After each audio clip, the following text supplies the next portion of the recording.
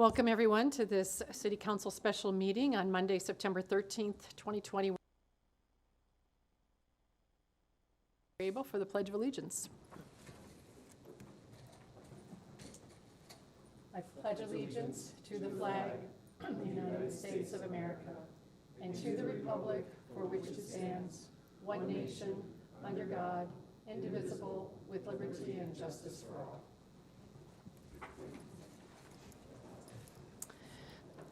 Thank you. Would the clerk please take the roll call tonight?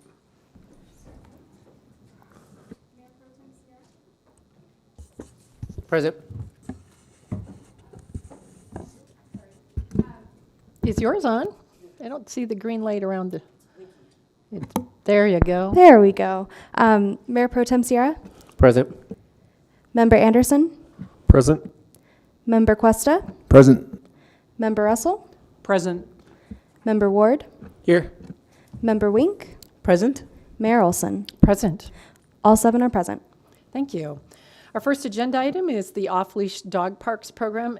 And tonight we're going to be processing information and giving some direction. And so our Director of Parks, Recreation, Library, and Golf, Christina Underhill, is here, along with Manager of Open Space, Dave Lee, and our Code Enforcement Manager, Dave Lewis, to discuss the Parks and Recreation Commission Subcommittee off-leash data and the subcommittee recommendations for the off-leash program. So I think you all have a presentation for about 10 minutes, and then we will enter into discussion. Yeah. Thank you. Thank you, Mayor, and thank you, Council. So again, we're back tonight to discuss the off-leash program here in Englewood. We have an update from legal we'd like to discuss first, just to give you a little bit of background on some of the legal issues around allowing off-leash in our parks.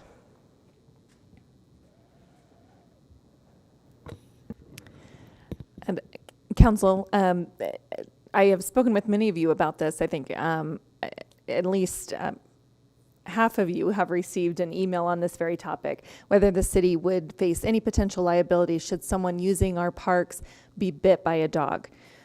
So we did research it. There is a specific Colorado statute on point that says if you are the victim of a dog bite, then you have a legal action against the owner of the dog, because the dog owner is the party responsible to ensure their dog does not bite anybody.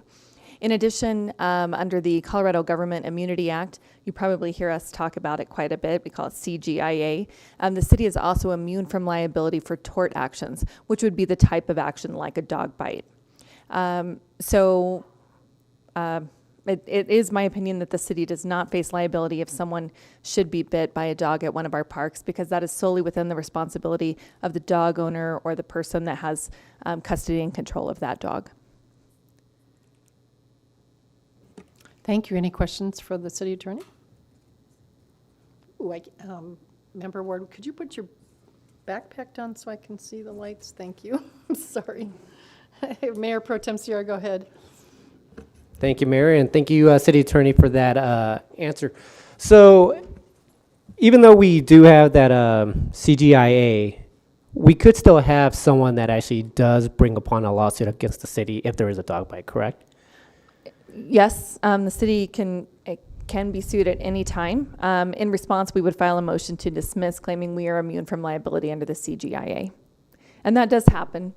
We do face suits on similar issues, and premises liability issues, and then we file the motion to dismiss, and then we are dismissed based on the CGIA. Perfect. Thank you so much, City Attorney. All right. This might be Go outside ahead. the scope of the discussion tonight, but can you give a quick and dirty analysis of what types of circumstances would penetrate the protection of government immunity? Well, the CGIA does specifically list the circumstances that do not fall within its protection. And if I try to tell you them off the top of my head, no doubt I would be wrong. But the bottom line is this circumstance that we're describing would not be included in that list. No, it lists specific categories of instances. For example, if we create a hazardous condition, we could face liability because we created it. But no, this falls within the torts, Okay. Because someone would have a tort action or civil action against the dog owner. So our argument would be the city didn't cause your dog to bite someone else, or didn't cause that dog to bite you. Therefore, we're immune. Exactly. Okay, thank you. All right, looks like you can continue on. And then the other item was Emerson Park came in question. There was some recommendations from neighbors regarding if there be an opportunity to limit the users of that park, if we could only license so many people in a square radius around the park. And so our attorney had looked up the 14th Amendment, and we cannot limit who comes into our parks. And so I don't know if our attorney wants to cover anything additional into that. Yes, as Member Cuesta raised at the last meeting when we discussed this, there is a 14th Amendment issue regarding limiting who could use Emerson Park. The city can regulate use of public parks. However, they must carefully craft time, place, and manner restrictions. So if the city does decide to pursue an off-leash dog park at Emerson Park, I would recommend that we implement some sort of permitting system to address the potential traffic. I know that was the concern in the presentation, that too many dogs, there's not enough parking, the park is very small. So I would recommend we implement some sort of permitting system to limit the number of people that can actually use the park, but not just limit it to people that live nearby, because that would be potentially discriminating against other people and their ability to use the park. So if we do decide to pursue that, then we will propose a more formal regulatory scheme that does clearly comply with the 14th Amendment. I have a question related. Thank you. Go ahead, Member Ward. So on the subject of permits, would it be outside the protections offered by the 14th Amendment to say, charge an Inglewood resident $100 for a permit and charge any other municipal resident, $10,000 or something cost prohibitive like that? I think that it would be compliant to charge Inglewood citizens a lower fee, but I would want to confirm that before we implemented something like that. But a fee between $10,000 and $100 probably would not pass constitutional muster, because you're not really giving non-citizens an opportunity to meaningfully purchase that permit. Okay, thank you. Anyone else? All right, continue on. All right, thank you. So the next is just a code enforcement update, and we have our supervisor of code enforcement, Dave Lewis, here to just discuss some of the code enforcement of off-leash, and we do have a new park ranger coming on board, so you can cover that as well. Hi, good evening, Council. It's nice to see you all. So my update, there were two specific council requests that were presented to the police department, and those have been submitted for your review. I wanted to talk a little bit about some of the challenges that we have with code enforcement, specifically around the parks. Jason Park, the number one violation and the most contested violation is the use. At what time do I use this facility? When can I be here with my dog? Can my dog be off leash? Those are most of the contacts or enforcement that we do. And so limiting the time frames really is a challenge to our division. We also run into dogs that are not very well behaved. We're receiving quite a few complaints about animals that may not be under voice control, animals that may not be as polite. They may not rise to the level of being at risk or dangerous, but that is a frequent complaint that we do receive regarding the animals, as well as where animals are located. As you all know, animals are prohibited within any of our structures or our play areas. And so that is another complaint that we receive at Jason Park that's frequent and that we contact citizens about on an educational standpoint. And I don't know if you've reviewed the council requests, but most of the contacts that we have are actually code enforcement initiated, officer initiated contacts when we actually observe violations. And so that information is being presented to you as well. Centennial Park continues to be a challenge for code enforcement and for our community. We've done some informal surveys, and a majority of the people that utilize this park are not Inglewood citizens. And we're running into those who are traveling distances because they want to enjoy an off-leash park. But here lies the conflict is not everyone is educated on the rules. And so we are running into, again, the time frame concerns. We are running into animals that are not under voice control. They run after kids on bikes. They jump up onto kids. They just walk without any commands or close to their owners. And it's also causing a conflict with our fishing community. This is an amazing resource. You've all visited this park. It's the only water feature that we have in the city of Inglewood. It is stocked by the state, so state fishing licenses do pay for that. And several instances where animals have approached fishermen because they are not under voice control or they're walking along the path. And dogs are dogs. They communicate by scent. And so they go up to whatever they see and they want to smell, they want to intervene. And not everyone's as friendly when it comes to having strange dogs approach them. This year was a little unusual. We are running into conflicts with animals and wildlife. We have recorded 5 instances where animals have attacked wildlife at Centennial Park. We do have animals that are harassing the wildlife by chasing some of the migrating birds that are coming into the area. This was the first year where I only saw 2 ducklings. And I patrol that almost daily when I'm on patrol.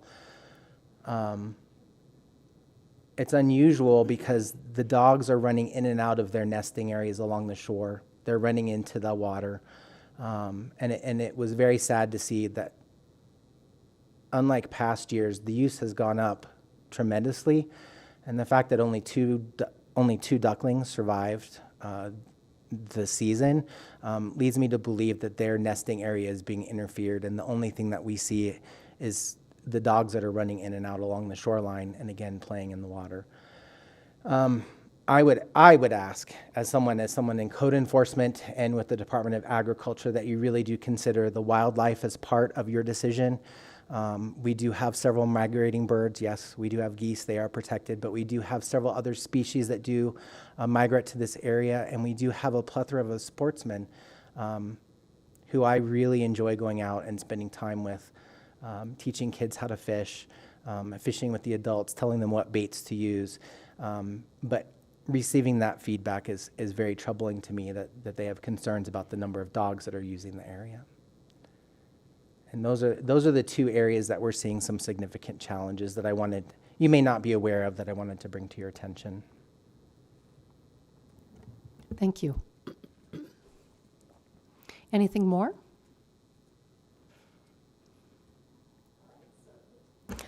We have 3 options for you tonight. The first option is to accept the Parks and Recreation Commission recommendations. The second option would be to review each off-leash park and proposed off-leash park to determine if it should be off-leash or it should be fenced or not an off-leash park at all. And then option 3 is to make no changes to the program. So just a reminder, these are our off-leash parks.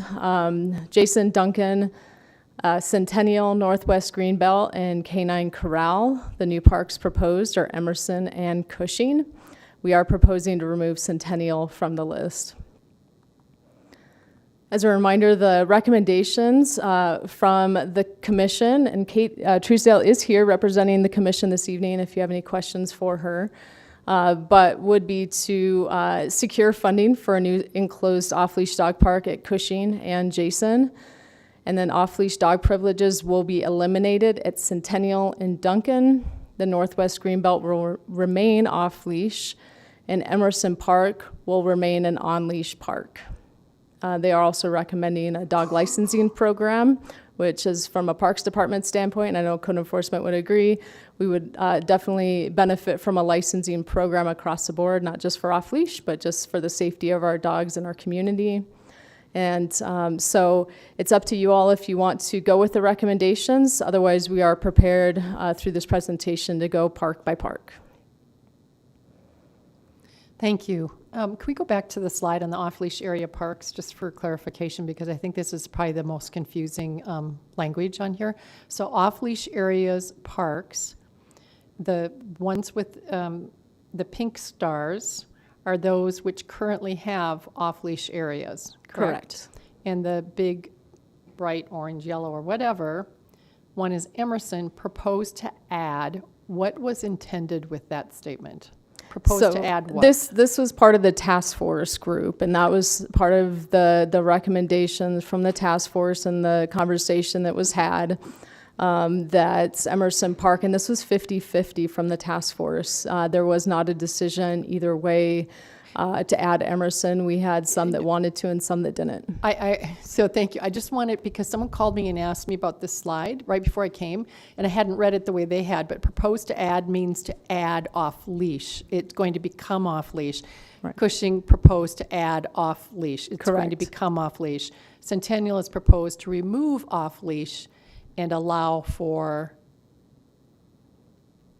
so. do you On see leash my- only. So you any see- park that would remove would It's a bit become. confusing. I'm yeah. just trying to make it clear to the public. Sure. I know what you're trying to do, but I think this slide was confusing, so I Okay. want to make sure we all are on the same page. That Correct. Okay, I think we are, aren't we? So I don't know if I've confused the public even more now with that slide, but anyway, let's go back to your 3-point slide of what we can do tonight.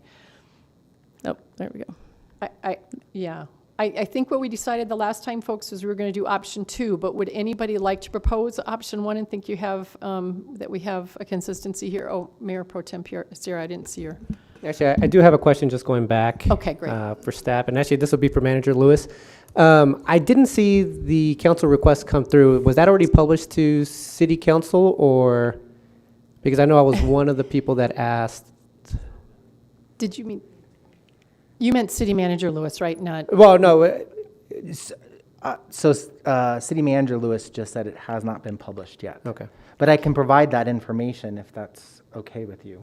Yeah, if you wouldn't mind, because I believe I had one of the questions in regards to So the. the Yeah, go ahead. question that you asked, and it was a little bit confusing. So because it was during the off-leash portion, I went ahead and reviewed all reports related to dog bites or at-risk dangerous as defined by our ordinance under Title 7. You asked that they be broken down by dog on human, and dog on other. So I can report that within our park systems, we've had 37 dog on dog at-risk dangerous behaviors. Dog on human, we've had 24 behaviors, and we've had 5 dog on wildlife behaviors. What So was that the- would be a total, as reported in the last meeting, and I apologize for interrupting you. It was 61, but we did not report those 5 on animals. That wasn't something that we took into consideration until Councilmember Wink asked for an additional breakdown of Jason Park, and so we started reviewing all of our reports, and so I wanted to make sure we were thorough and reviewed our reports before presenting to you all. And what was the time period on that? 5 years. And that's across all parks in the city. All of them, yes. The only one that is a little bit more confusing is the Northwest Greenbelt, because we weren't reporting accurately at the time, but yes, this is all of our parks. Thank you for that, Manager Lewis. So just to confirm, it was 37 dog on dog, 24 dog on person, and 5 dog on wildlife, for a total of 66. Yes. Thank you so much. Councilmember Wink, you're next. Thanks, Mayor. Thank you very much, Supervisor Lewis. Would you mind, for the public that may not have seen the other request, my request, at least reading what the ask is? I know that the results are many, many pages, so I won't ask you to sit and recite all of that, but at least to share between Mayor Pro Tem and myself what was asked of you. Thank you. Thank you, Mayor. So the ask of code enforcement and the police department was to provide a line item of each action that was taken by the code enforcement division. And so it was broken out by case number, by the status of the case, whether a summons was issued, a warning, public relations, an animal impound, or other type of action. The case subtype, which could be what the concern was, why we were making the contact, the date that the case was closed, or initiated. And then additional information. So we listed out after reading each report the number of animals or what was involved in that action. So if we were at a park for, let's say, doing an action for an hour and a half, we may have listed more than one interaction with the public on one case number. So it could be up to, in some cases, 6 to 8 dogs or owners that we may have contacted in that time frame that had some type of a violation. And then we were asked how we received that, whether it was generated by a citizen. And so we broke down each of those categories that will be coming in that council request. Thank you very much, Supervisor Lewis. And one additional detail, which you did cover, actually. So not so much additional, but my reinforcing. One of the key pieces of the request was to draw out any duplicate or duplicative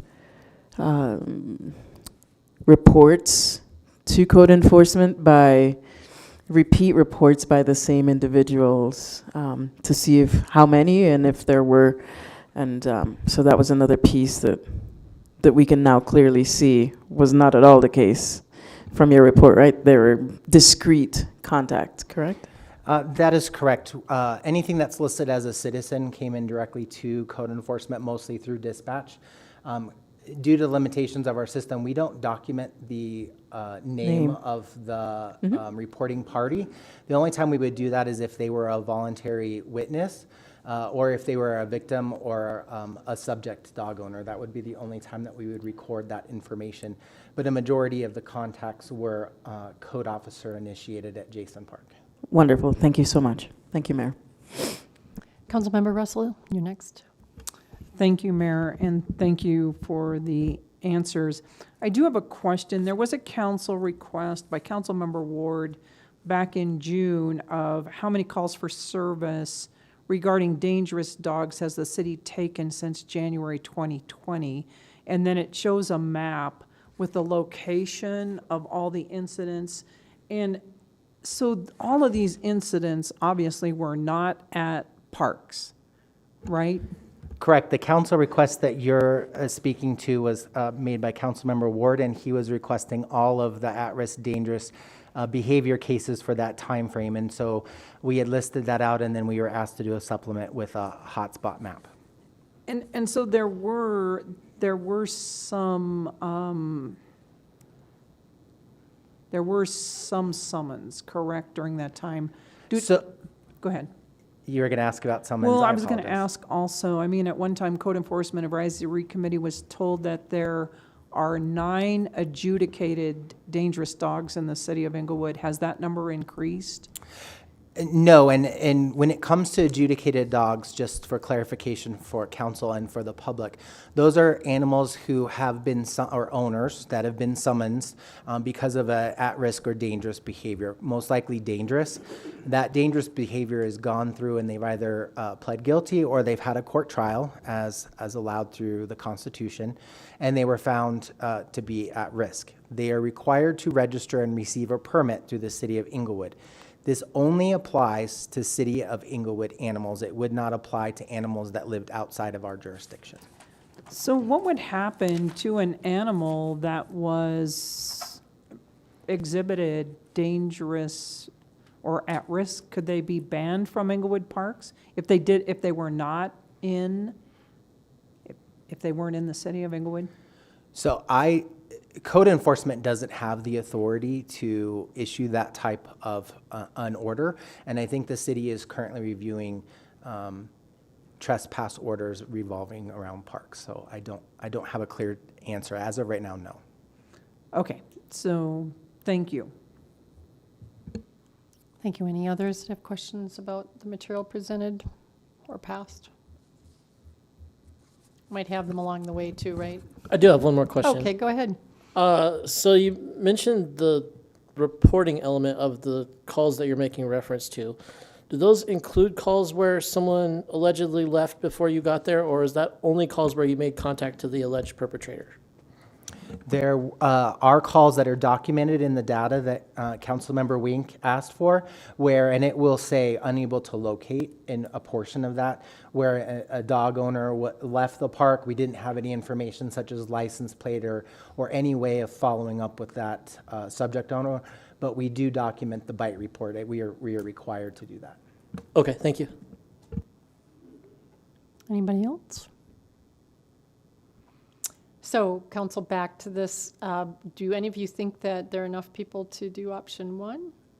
Just blanketly accept. Anybody want to push for that? Speak up. Any for option 3? Okay, go ahead, Member Anderson. I would like just a little more clarification on, I would found the slides a little bit confusing. I still don't think I'm quite following. Can you, because the slide that says off-leash areas parks seems to me to contradict some of the things that are under the our recommendations slide.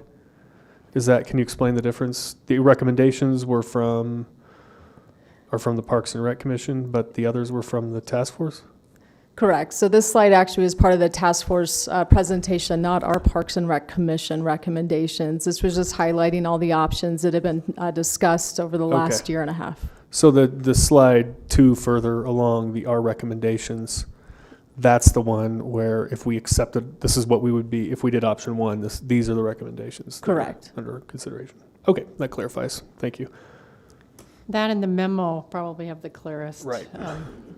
Line by line. Go ahead, Member Russell. Thank you, Mayor. And I would support option 3, but I do agree that there have to be changes made. I think we need to talk about the things that we would like to have done, like do we change the hours to fix some of the problems? Do we, I think we have to clearly define park rules, and so that it is very evident to people what the rules are. And I think that there's been a lot of confusion, and I think we also need to enforce. Yes, we need to educate, but I also think we need to enforce. And I think there is major support in the community for off-leash dog parks. Not every single park in the city is an off-leash dog park. I am very concerned that if we eliminate this, I'm okay if we want to eliminate this, but then I want to eliminate all high-density improvements in the city. The people that are building apartment houses and high-density housing, they can give us $112,000 for the entire building and not provide enough green space for people in their apartment to walk their dogs. And so they're just as much a resident in the city as the other people. So I think that this has been around for quite a while, and it keeps coming up all the time. I'm not disputing that there are issues. As with anything, any service the city provides, there's going to be issues. And so I would like to pursue option 3, but I also know in pursuing option 3 that some definite changes need to be discussed. Thank you. Anybody else wanting to support that, or are you supportive of number 2 and going through? So, Councilmember Wink. Thank you, Mayor. So what Member Russell just mentioned makes me rethink, right? I was looking very much at only the language and nothing beyond. So as such, I thought definitely number 2, but it would mean basic agreement. It would mean really 3, with 3+, as she mentioned. It would mean, yes, agreeing with what is here, but with several other pieces. So I think it's looking at them a little differently. Do you understand what I'm saying? If we were to go park by park, I would end up saying everything that's here with other suggestions and with other pieces tied in. So it's either that or So I'm agreeing with 3 or 2, 3 plus changes or 2, which seems like it would be a more tedious way than saying, yes, we'll do 3 and let's go park by park with how we want to edit, maybe. It's probably 6 and 1 Okay. half, doesn't it? Councilmember Anderson. Yeah. I'm actually fairly close to that too. I would like to see some modest changes, and for kind of my purposes, at least what I would like to see out of it, and is I just have a couple of suggestions that I think going by park through everything, I could get them in there, but mostly I would just say, let's leave it the way it is. Okay, now we got to Jason. Here's a change I want to make, and here's one other change. So, if we could simplify the process, I don't know if we need to go through every single park one by one. I'm happy to do it, but I think it's closer to 3 than it is 2 almost for me. Councilmember Cuesta. I don't see how we do 3, which is make no changes, but with changes. Those seem to be a direct conflict. I don't see how we don't end up at 2 here from what everybody has said so far. So you'd like to go through 2 and, Sure. and articulate those similarities throughout them all. That's where I end up. And to Member Anderson's point, I think that there's some parks that are going to get more conversation than others. I think we can get through some of them pretty quickly, and there's others where we probably have, I think, more perspectives on it. Thank you. I'd be in that place too of needing to do 2, and there are some, changes or shades of things along the way. Do we have enough people to say yes to that? Yeah, Mayor Pro Tem is nodding yes. Member Ward is nodding yes. Go ahead. I think I'll Mayor Pro Tem or Member Wink go first. Thank you. Just a quick suggestion then, probably assumed by all of us, but let's just state it explicitly. Can we then just start with green belts, et cetera, and get those, knock the easy ones off and then, spare ourselves? I'm sort of eat the elephant first and then go through the rest, but What? Either does not. I don't eat elephants, sorry. We'll be so exhausted by the end. Okay, just a But suggestion. I really don't care. I was going to just take them in the order that they are on our list, that we don't miss one. But Mayor Pro Tem, you had yours on. No, I just want to say I'm in agreement going park by park and just hearing everyone out from there. All right, so let's start at the bottom then, which is the 6th park is Emerson, which is being recommended to remain on leash only. Go ahead, Member Anderson. Well, as far as Emerson goes, I'm in agreement with the recommendation here. I did want to say when we get to I would like to take a package of the parks in the South Englewood, Duncan, Jason, and Centennial together, because I have one idea that could apply to any of them rather than going through each of them. I think we should eliminate Off-Leash Pridgels as one of them, but I don't particularly care which one. Most likely Duncan or Centennial for me. But anyway, I know I'm jumping ahead, but Yes, as far as you Emerson are, goes, and so I'm going to ask you not to. And then when we get there to the very first park that you want Fair to enough. apply it to all the others, let's do it then, because you might not be the only one who wants to do something like that. We could have 7 of us doing that. Thank So you. let me start with Emerson. Are we all in agreement that Emerson Park should remain on leash only? Any that disagree with that? All right, that was an easy one. Then we'll go up to Northwest Greenbelt, continues as off-leash. Any changes to that? Mayor Pro Tem. Thank you, Mayor. I'm actually in disagreement with that. I stated my position last time, which was I actually feel that we got to go one way or another and not create a gray area. So to me, it would be no off-leash parks within the city itself. And I'll go into my reasonings now, but if you look at the survey, figure 10 does state that there's 52% of residents that would say off-leash is okay, but with a fence. There's 19 that say only on leash, so there's 71% total that want to limit the off-leash areas within the city. We're also the only city in the vicinity in our Denver metro area that allows off-leash dog parks without a fence. Even if you go hiking, I was up in Brainerd Lake this weekend. Your dog is supposed to be on leash. So there's reasons for why they're trying to keep dogs on leash. So even hiking up into the mountains, they do prefer to have your dogs leashed. We heard it today, it was 61, but now it's 66 in terms of major incidents that have occurred over the last 5 years. 37 of those were dog on dog, 24 of those were dog on human, 5 were dog on wildlife. I have a real issue with the fact that there are serious attacks occurring within our city, and they're happening. We can't really just protect everyone. We can't walk around with, just making everybody safe within the city. But I do have an issue with us providing. To me, it just doesn't sit well that we're seeing these type of attacks and not doing anything about it. So, to me, as a parent, I don't agree with having these type of attacks occur. And us legislating and allowing it. So I do have an issue with us seeing these 66 attacks and not really doing anything about it. So, and finally, it's like when we say that dogs are going to be off leash, we can't legislate what types of dogs are going to be off leash. So I know everybody says that my dogs are well behaved, my dog is friendly. We can't say that a certain size dog can be off leash and some others can't. So to me, when we're saying that they're going to be off leash dogs, we're opening up off leash dogs to all types of dogs. And so that doesn't sit well with me in terms of the potential ramifications of our decision. So to me, going back to Northwest Greenbelt, that's the reason why I'm voting no off-leash dogs in the Northwest Greenbelt.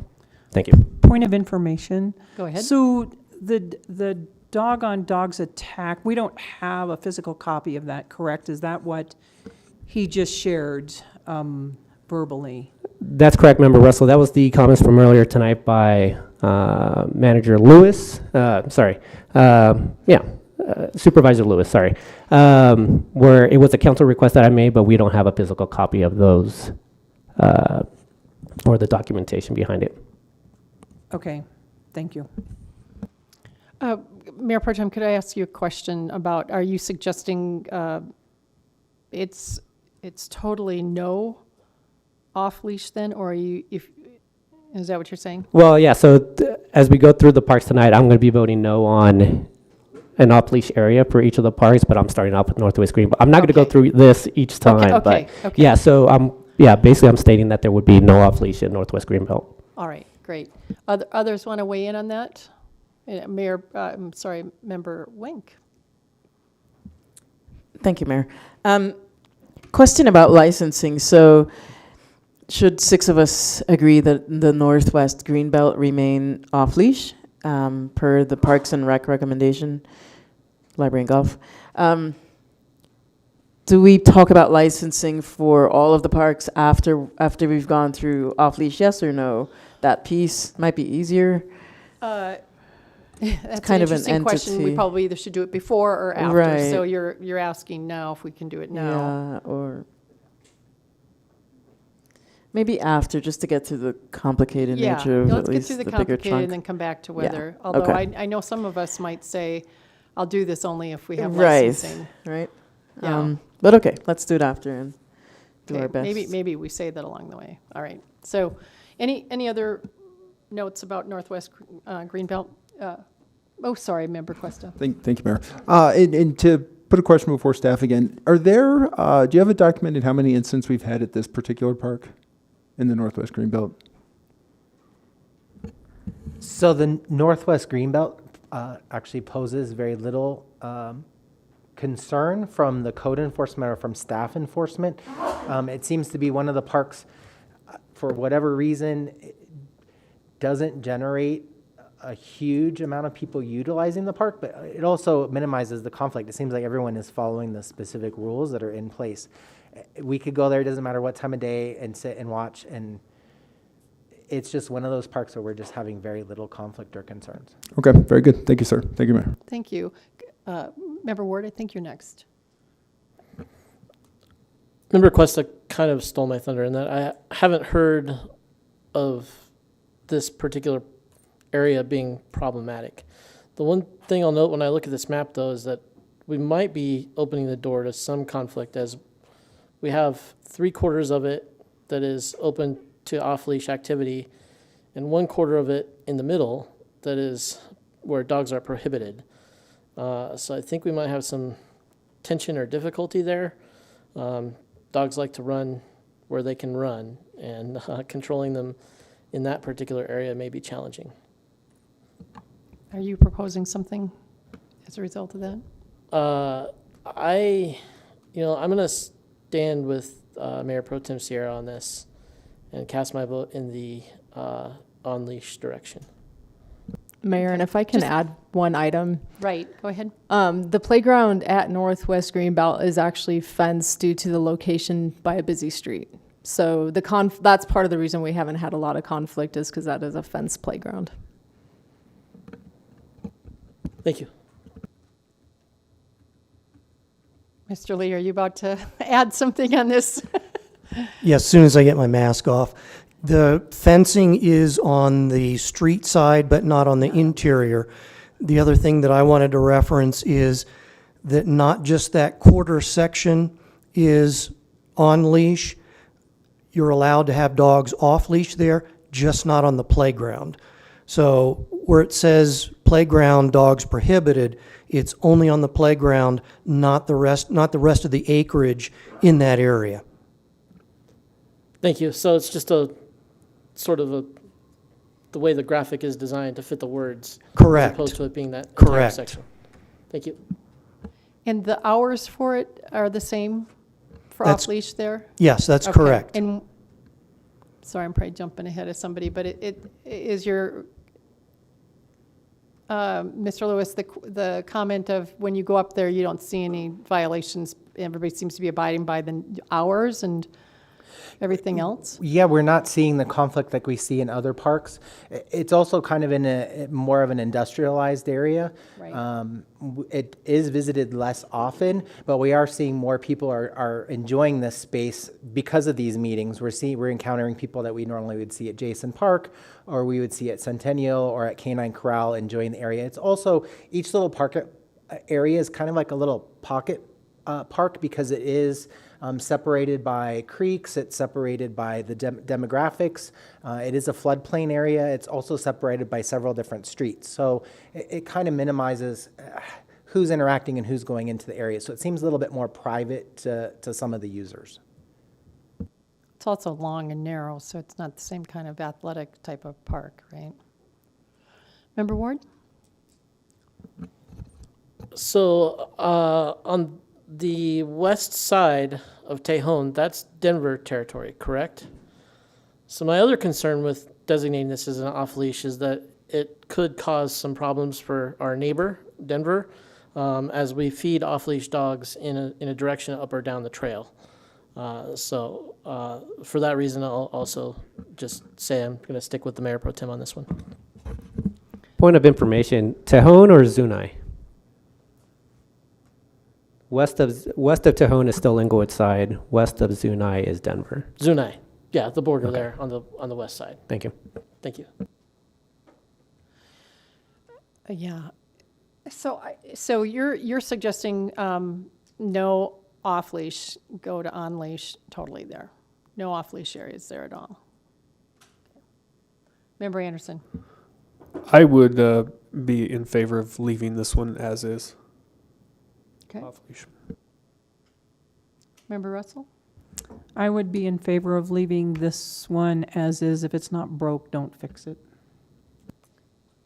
Member Quester, you about Yeah, I'll go with status quo on this one as well. That's primarily due to staff reporting few incidents, although I do want to nod to the thinking of Mayor Pro Tem C.R.S. that a patchwork of rules can start to get confusing, and so I will be bearing that in mind as we go forward and try and get some uniformity as we go through the process. Thank you, Mayor. Thank you. Member Wink? I would like to see the Northwest Greenbelt remain on off-leash area. Okay, so we have enough to move that one forward. I'd like to make a suggestion that this one be observed in maybe 4 to 6 months if we come up with something on all the rest to see what the impact is, because if we close more off to off-leash, then this could become a tension point of a lot more off-leash folks. So I wouldn't want that to go unattended to. I tend to side with Mayor Pro Tem and Member Ward a bit on this one, worrying about overloading one park if we do other things, but we can come back to that too. So, Point of all right. information, Mayor. Yeah. Yeah, maybe the revisit isn't only focused on this park. I mean, Yes. as we shift things around in terms of our policy, we're going to see more Yeah, changes across parks, so. it We might be a can good idea to do a re- 3-month and a 6-month on a year Across all checkup of just to them. see what's happening with what Right, happens. Yeah. specifically. All right, so those are those two. I know I kind of going off, I'm not using your your PowerPoint visual slides. I was using the memo, I think, in the way I was going at these, so if I'm making this difficult to figure out. The next one is Duncan, and Member Anderson, you wanted to look at 3 together. They were which 3 again? Yeah, I think 3 off-leash dog parks is too many for the south part of Inglewood. But I'm afraid if we eliminate 2 of them, it will cause overcrowding. And I really like the reevaluate in 3 or 6 months or something like that. But I think the first step would be to eliminate one of either Centennial or Duncan, or even Jason if we wanted to go there. But more likely, I think it would be better to eliminate one or the other, Centennial or Duncan, and then do some kind of a fencing modification at Jason. But I don't think it would be prudent to eliminate 2 parks and leave 1 in the south part of Inglewood, or I think it could get overrun. So I'd be in favor of eliminating one of those 2. All right. So that's one variation on this. If we look at Duncan in particular, can we talk about that one in particular, having that framework that Member Anderson gave us to think about the balance there? Member Ward. I'd like to install a fence around the perimeter of Duncan Park and leave it off leash, and that would allow us to avoid involuntary contact with dogs from people who are simply walking their dogs down the street. We've gotten some emails, or at least I have, in regards to issues that have occurred with people walking leash dogs not in the park, and an off-leash dog comes from the park to greet them, and that doesn't work well for them. So for that reason, I think we could leave this off-leash, but we should fence the perimeter of the park to prevent dogs from escaping the park when they're off-leash. So you're looking at the perimeters and not just that straight line across? Correct. I would fence the entire perimeter of the park. Okay. Others? Member Anderson. Well, I think I would just say I don't particularly like a perimeter fence around this park, especially with the playground in it. You know, you're protecting the dogs that are walking around the perimeter, but you're not particularly protecting the children. I think with a prominent playground, this would be the one of those 3 in the southern part of Inglewood that I would like to eliminate off-leash privileges. I think this is partly because I have 5 kids of playground playing, 4 of playground playing age. The baby can't play yet, but I would really like to make it difficult for dogs to interact with children at playgrounds. And so if we're going to eliminate one of the either Centennial or Duncan, this would be my preferred one to eliminate altogether. Great, thank you. I'm going to start keeping track of these. So, Member Ward, yours was put a fence around the whole park, and leave dogs everywhere, including in the children's area. No, just that north half or top half. We wouldn't significantly modify the current policy that's in place. We would simply fence the perimeter of the park. Including the entirety of the park. Okay. All right, Mayor Pro Tem, is your light on? No. Member Russell. Thank you. I think the one thing that we're forgetting here is we're looking at these. What would I do with this? We have gotten tons of emails in the last year and a half, and these people are going to be very upset. So I am not in favor of doing anything different to Duncan Park, and you all can make the decision that you wish. Mayor Pro Tem C.R.?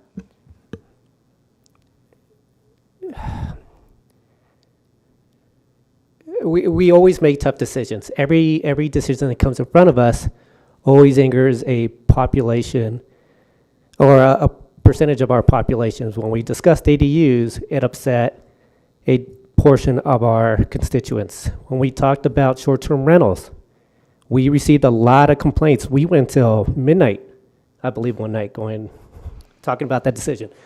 This isn't easy. We are going to make tough decisions that upset people's way of life, what they do on a daily basis.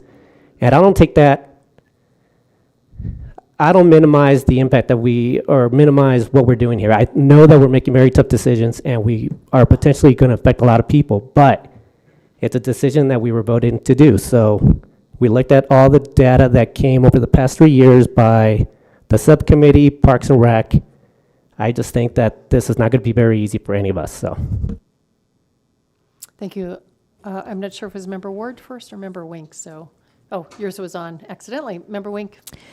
What I heard was not so much a concern about us making unpopular decisions, but more a comment on the fact that we represent 36,000 and that our decisions should intend to serve them, not be focused on what Cheryl Wink wants because of Cheryl Wink's interests. That's what yes, naturally our decisions, when you're in leadership, you never please everyone.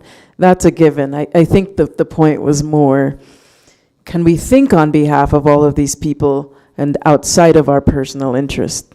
Anyway, my interpretation of what was said. We're talking about Duncan. I believe Duncan should remain off-leash.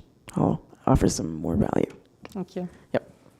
I like the recommendation on this, and I think we should try it and see how it works and come back to it in 6 months, a year. I mean, it's going to take long to put up a fence. I think it's halfway. There's a big open area for sports and fun, and if you go over and watch there, you don't see people necessarily going between the two areas. It seems like some stay on one side and then the others stay on the other. Is that what the park folks are seeing, or is it bifurcated by use, do you think, naturally, but we're worried?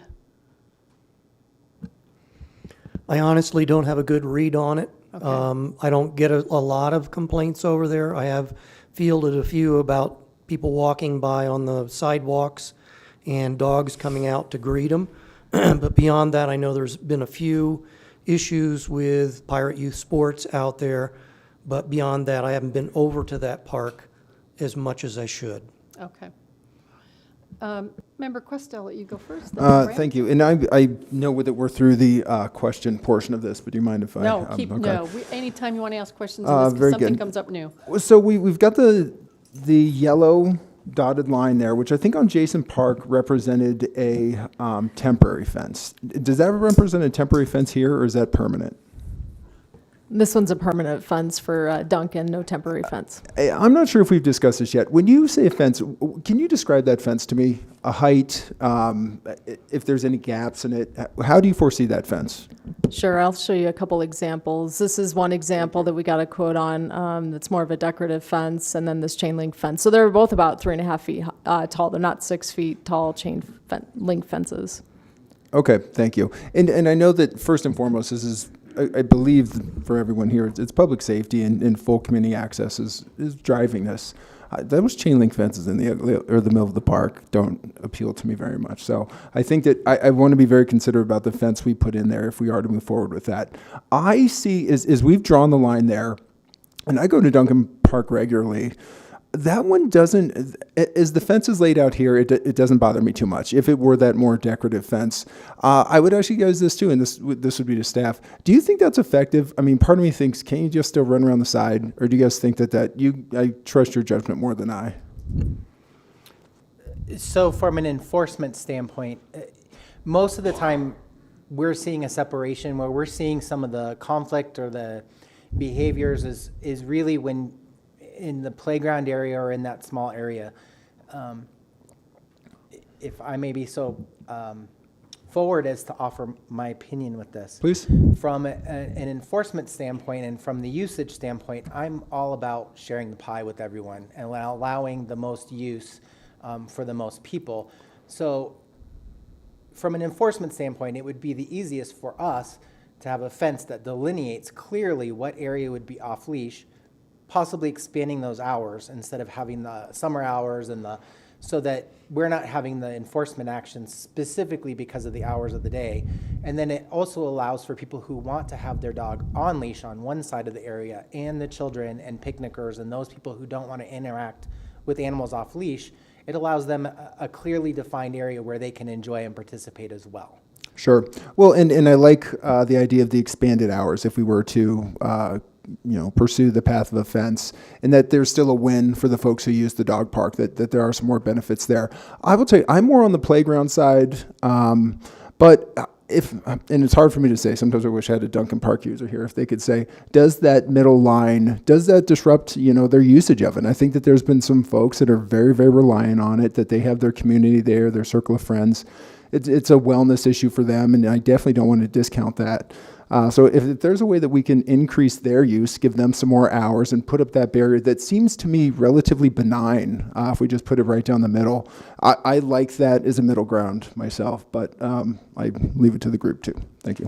Thank you. Can I interject one sure, moment, please do. please? With respect to Code Supervisor Lewis and the off-leash hours, the reason that those hours were implemented and seasonally was for the sports teams. This was something that council decided on in 2009 because of the conflict. So if you left, let's just say, that northern half open to off-leash all the time, you create a conflict with the sports teams that are out there, because both parties then think that they have a right to use it.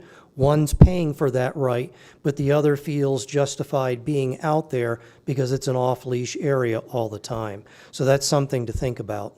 Thank you. I appreciate that too. Thank you. And I think perhaps, was it Mayor Pro Tem next? And then Member Anderson, and then Member Russell? Can I do a point of information? Sure. We're talking as though the recommendation from Parks and Rec is the single fence, but my read of this recommendation slide is that the recommendation from Parks and Rec is actually no privileges at all at this park. That is correct. So the Parks and Recreation Commission came up with eliminating Duncan Park for off-leash. So you have a lot of data in front of you, and this is part of the subcommittee of residents, along with the POCO results too. So again, the task force from our Parks and Rec Commission wanted to eliminate Duncan Park. Are you weighing in on that? Well, I can, but I wanted, since it was just Okay. a point of Yeah. information, I wanted to go to Mayor Pro Tem first, since he Fine, was go first. back. in line. Thank you, Mayor. Just a question regarding the budgeting. If we were to go with the fence, is that coming out of Parks and Rec's budget, out of the general fund, or is that open space, or? That would be out of one of our open space funds. It wouldn't be the general fund. Open space. Thank you. And I would Back say to my first choice on this one would be eliminating the privileges altogether. Second choice, if we need to get to 4, is I don't think the single fence is a particularly bad solution either. So I'm okay with that too. I could go either way on this one. Okay, great. Member Russell? Thank you, Mayor. So, Manager Lewis, I know that it's been maybe a couple years ago. I don't remember if this was during COVID or before COVID, when there were a couple of dangerous dog attacks over there. Do you remember that? And I think what I heard is that the dogs weren't necessarily at the park. They ran out of a house onto the park.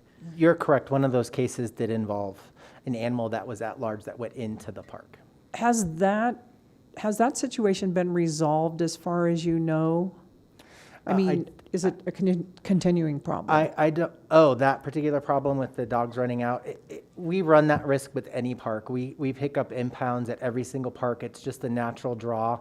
When animals hear people, or they hear water, or they hear other activities, they're gonna, if they don't know their scent, they're gonna be drawn to where humans are. So that's not, I don't consider that really a variable in this case. So, and can I ask you, when you're over in that park, is the way things are now, the off-leash area and the playground open, is there really conflicts over there with that or not? We do receive complaints. One from the sports teams, that seems to be the common complaint. A lot of education has helped with some of that, and we could always come up with some type of a way of mitigating that. We are seeing animals that are coming into, I mean, animals are animals. They can be the most well-behaved, but they still have instincts. They still come into where people are, Right. and they still want to socialize. Right. So, I guess that my question is, so when we have split hours, is that to protect, is the Pirate Youth Sports in the park at times that off-leash hours are not available? Pirate Youth Sports starts about 4 p.m. and runs to 8 in the evenings, so they are in the park during certain times when there is off-leash hours. But this was the compromise of the council back in 2009, knowing that it wasn't perfect, but it gave each of the entities a piece of time out there, a piece of the pie, which they could be out there undisturbed. And during that time, when sports is it in the summertime or? Yes. Okay. And do they practice every day in the park? I can't answer that. I don't do the scheduling. I don't believe they're out there every day. And Duncan Park, I was looking at the revenue generating piece. Duncan Park isn't a huge revenue generator. So does that mean maybe they're less? It's probably not a huge generator because it's a smaller field, smaller kids out there, and probably less rentals than a larger space like Bates Logan, like Jason Park, like Miller Field. But the time frame may still be the same, even though it's okay. I really would like to leave it open. Is it gonna? So if there would be a fence there, would that? Where does Pirate Youth Sports practice? They would practice on that north area. Okay, which is what they use now anyway? Yes. Yeah, that's the only open space there. Okay, thank you. So are you saying no to this and leave it open? I would like to leave it open. Okay. And I do know that and you know, I run the risk too, because I have some friends that live around that park and they don't like dogs coming up, but people can walk their dogs a different direction during the hours of off-leash dogs too. I mean, now, I do think dogs need to be under voice command. And in all fairness, very few dogs are totally under voice command. I mean, I've met a few in my life that if they were told to sit and stay, they would be there 30 minutes if the master didn't say come, or you can get up. But very rarely are there dogs like that. But in being at Jason Park, I've been down there several times.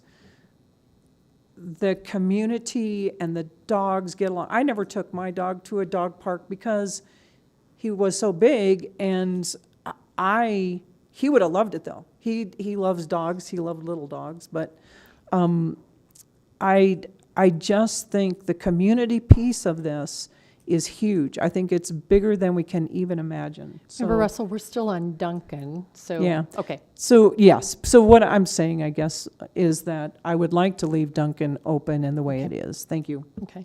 And Member Cuesta, I think I might not have put down what you said for this correctly. Yeah, I think I am still, I like the middle fence, and I just don't think that ruins your experience if you're someone who uses off-leash on the other side. I don't feel like you're enclosed if you just have that one fence in the middle, and that seems to be enough of an obstruction to me. Could that catch every dog that could potentially make it around the sides? No, but I think it does enough to provide a barrier but not interrupt the experience of the folks using off-leash on the north side. Thank you. I think this is actually one of our simpler ones with the way the park's laid out. I don't think we're getting another one this easy. Thank you. Even though we're going against what Parks and Rec's recommendation is. But the task force said this, right? So, Member Wink, did you say put the fence up, or did you say no at all? I didn't really comment on fencing. I stated I'd like it to remain off leash. What Member Cuesta suggested, what he opines with respect to the fence, I think is pretty minor change, so I would be okay with it as long as the dogs can remain off leash there. Okay, great. And then I think what happened is I switched Member Wink and Member Ward, so That's why I have these little initials for you all, but Member Ward, your view was to fence it all the way around, right? Correct. Yeah. And now that you know that that's not an acceptable thing for the rest of us, would you like to compromise on either way or to get further in what you want? Because I don't know if we have anything yet. I'll defer on that. Yeah. If I end up having So- to break a tie, I will, but otherwise, I think I've had my say. And Okay, well, we have Member Anderson saying eliminate, and he would go with a fence if that's what got us to something. I'm kind of saying the same thing. I think Member Cuesta is too. And then we have at least 3 that are saying, well, we have 1, no, none at all, and we have 2 that are, yeah, anything. But Member Wink, you did say you would go with the fence if that made it work as well. Yeah, okay. I think we have enough for that then. yeah, so you have 4 votes for the mid Yeah, fence. You from don't need the- mine. You don't need yours. You don't have to take a stand. I don't like this, to be honest. I don't, but I think we need to take some steps in a direction. I loved what you said, Member Cuesta. I think your idea, or you're just clearly stating that this is about public access for all and public safety, and the two are at odds with each other at times, and that's what makes it so hard. Go ahead. Mayor Wilson, if I may, it sounds like with the fence down the middle, something that you could find amenable. What was your initial position, though? Was that it? That was it. I was the one who said Understood. from the outset, I thought that was the better way than just to say no to it overall. And I think partly it was because what Member Anderson earlier, like eliminating too many of these could make it difficult. So, all right, so that's Duncan, and then so now we move to Centennial. Go ahead, Member Anderson. Did you want to go the other way instead? No, I think that's great. I think if we're not eliminating Duncan, then I would propose that we eliminate off-leash privileges at Centennial. Okay, thank you. Others? Go ahead, Member. Can I ask a question here too? Where is does the sidewalk go all the way around the lake? And so is that where people walk their dogs, as around the sidewalk? It's such a huge park. Is there any other areas? So the concern from, it doesn't have an actual, and speaking with parks, it doesn't actually have a defined area that could be used as an off-leash area. The concern that we're having is this sidewalk, it really isn't, it's conforming to ADA, and it's not wide enough for off. The concern is, especially around parts of it, you will see that off-leash people have to interact with people that may not want off-leash, and there's nowhere really for them to go. There's one side that it's water on one side and a fence into a barbed wire fence into another area. So there's no way of avoiding potential conflict in areas of this park. So people still could have on-leash dogs. Okay, thank you. Would you like to weigh in on this one? Member Russell? Not yet. Not yet. Member Cuesta? Well, and as with some of the other parks, there's been some sort of a fenced solution. That's not the case here, is there? Okay, thank you. Anybody else want to make comments or ask questions? Go ahead, Member Ward. I'm in support of closing Centennial to off-leash access. Okay, thank you. Straightforward. Others? Member Wink? I can now. I am also in favor of having Centennial be on leash only. Thank you. Member Quest, your lights. Thank you. Yep. One more question, if Good. you'll indulge me. That's fine. A good point was raised by, I think, a couple council members with, as we close them down, do we funnel these folks into nearer parks? So for me, what comes to mind would be Jason, in terms of if we wanted off leash, maybe the green belt that we discussed earlier, or Canine Corral at Bellevue. Do you guys, in terms of usage, and I know you don't count every single person that's there, but how would you rank this among our parks, even as an estimate in terms of the amount of people that are there? Specifically for that off-leash use?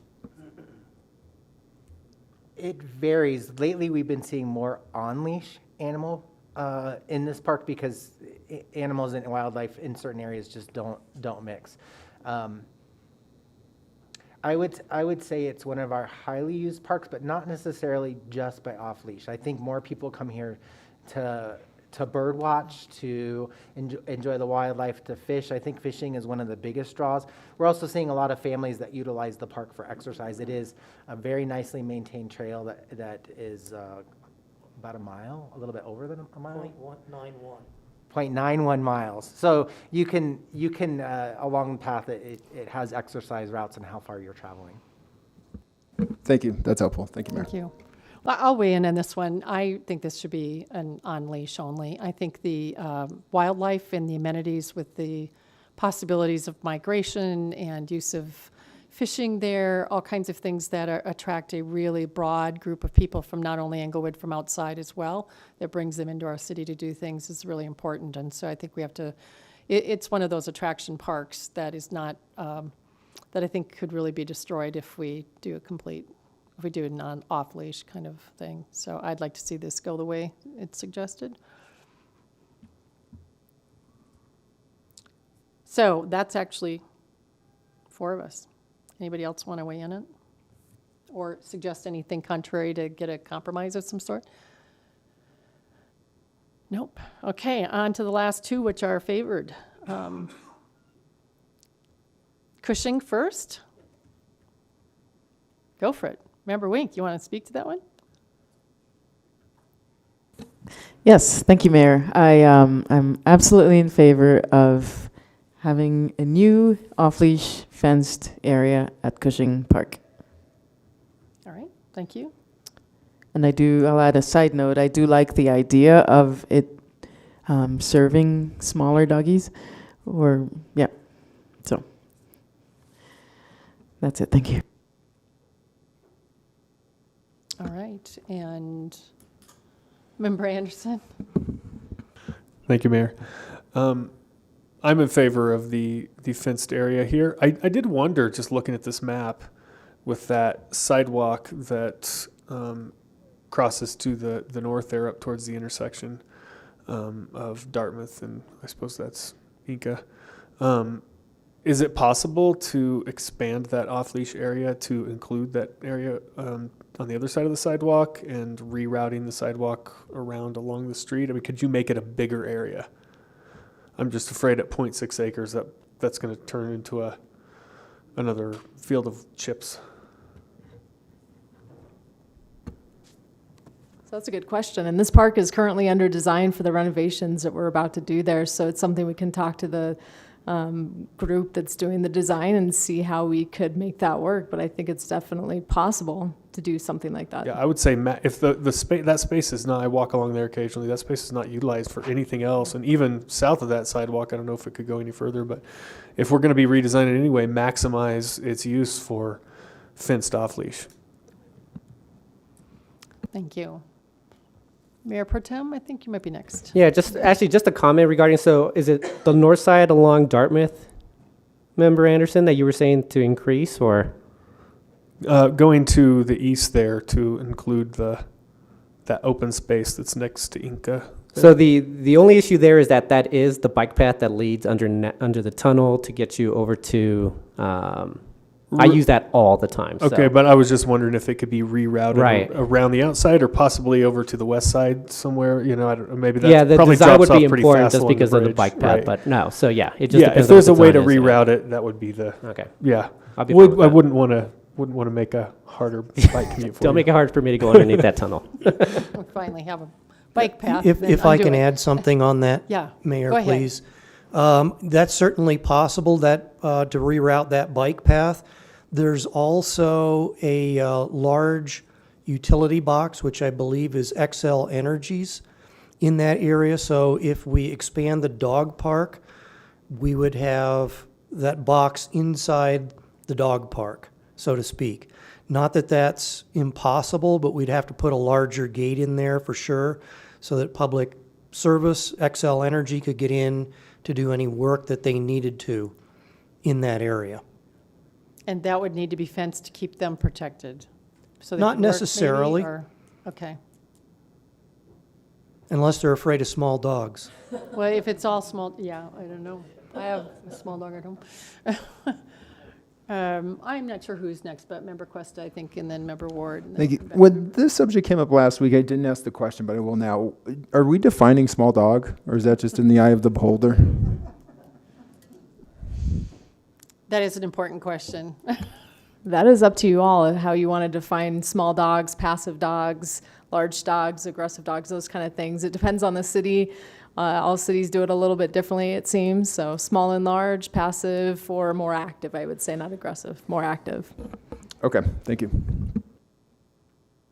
I guess I have a question around that too. Why was small dogs chosen for this? I think it was due to the size of just the areas, less than an acre. It's 0.6. Smaller dogs, I think, larger dogs won't have as much room to run. Yeah. We've Thank you, also Mr. had a request for smaller dog parks or like within canine corral, some fencing so it's smaller. So this is something that's come up for at least 3 years to the commission. So that's what Okay. we thought, even if this is, I don't know how big it would become, but something where there's a small area even within a larger dog park, just for the smaller dogs. That's helpful. Thank you. All right.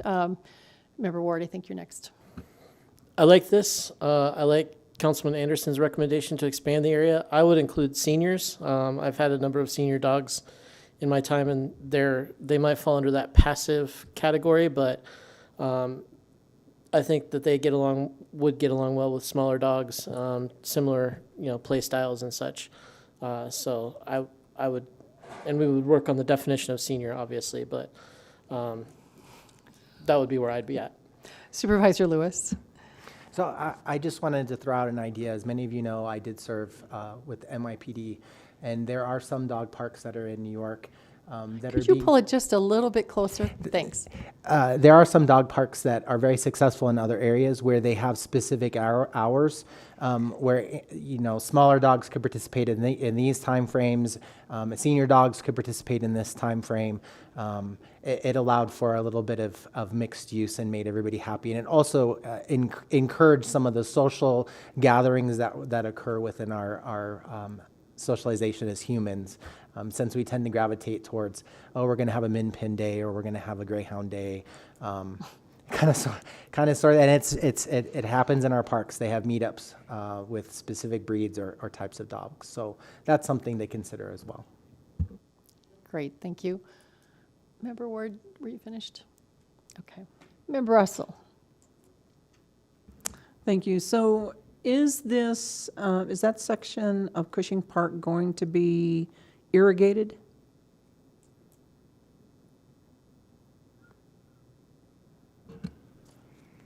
I know that's certainly something that we had talked about. Currently, it is not. But when you look at basically roughly a half an acre, keeping sod in there if it's going to be busy is almost impossible. Then I'm not sure I'm okay with making this a dog park. Chips are not good for dogs. And the reason Canine Corral is so opposed by a lot of people is it's a small area and it's not well maintained. I mean, there are a lot of complaints about Canine Corral. Do you have many code enforcement calls to Canine Corral? So we do selective enforcement specifically around vaccinations and making sure that animals are behaved. I believe we've had roughly 15 or 16 calls for service related to at-risk or dangerous behaviors within that park within the last 5 years. But no, we're not receiving the similar complaints like we receive at other parks within our area. Okay, thank you. I'm really not in support of putting a dog park here. All right, Thank you. Thank you. Member Wink. Thanks, Mayor. I understand the point being made. I wonder if we can investigate other types of, so if we are not able to maintain the sod, if we can investigate other types of ground cover, like mulch is softer on paws, also more gentle, but I'm sure there's a variety. I just did a cursory little glance on the old Google. So some other options that can be nice, aesthetically quite lovely and probably good for our environment, good for us and good for the animals in other ways. Mr. Lee, you have any thoughts or experience? Yes, I think there are alternatives to wood chips. This is something that I've had to deal with since Canine Corral was first opened. We looked at putting crusher fines in there, but Inglewood Unleashed, back in that day, different board, different president, did not like that idea. They wanted wood chips in there, and so that's how I got started with wood chips in that park. But certainly, we could put AstroTurf in there, we can put crusher fines, we can look at sand as well in that area. There are alternatives. Member Anderson. I would, yeah, I like the idea of alternatives, and I think I had a citizen send me some images of dog parks elsewhere that were really nicely designed with turf and various other mixed kind of surfaces, and I would love to see that. All right. Member Wink, back to you. Thank you, Mayor. I'll speak directly to you, Mayor. May we ask our colleague, Mayor, Member Russell, if she may reconsider pending alternate covers for the ground now, if it's not wood chips? I guess you can ask her. Would you like to answer? Member Russell? You don't have to answer if you don't want. Thank you. I don't know if that changes my mind, though. All right. I mean, I couldn't imagine keeping AstroTurf clean. I thought the same thing. Who's going to go out there with a hose? All right. Mayor Pro Tem. Thank you, Mayor. I'm against it mostly just because of the opportunity cost. If we're going to be putting towards dollars towards a fenced area and wood chips or whatever the ground would be, it's dollars that are going against other improvements that our parks need. So I'll be voting against, or I'm against having an off-leash dog area as well. Mayor Pro Tem, remind me how much this one is. I was starting to write down all of them on this, but do you remember what the price was on this one? Well, they have the fence just about $74,000, I believe, at the 70, high end, yeah. and then there was the, so it was, but then that doesn't include what the interior would be. Yeah. Okay. We have 2 fenced yeses, 1 no, 2 no's, which I'm sure that Mayor Pro Tem, that doesn't mean the whole thing is off-leash for you. It means no off-leash at all, and you don't have an off-leash. No? Well, no, actually, so I am in support of the fenced area in a sense. I've been talking to City Manager Lewis about just updating some of the bathrooms in Bates Logan, for instance. So that's what I'm saying is those dollars should be going to our other amenities within our parks. And so that's why I'm saying no to the off-leash area. Or excuse me, the fenced area. I'm saying no to a fenced So area. you would leave it off-leash, but no specific? No, there is no off-leash today. Okay. So I would that's say no to the entire project at You would Cushing. leave it as on-leash only, no dog park for off-leash with a fenced area? Correct, yes. Okay. And I'm assuming that's the opposite for you, Member Russell? It's all off-leash.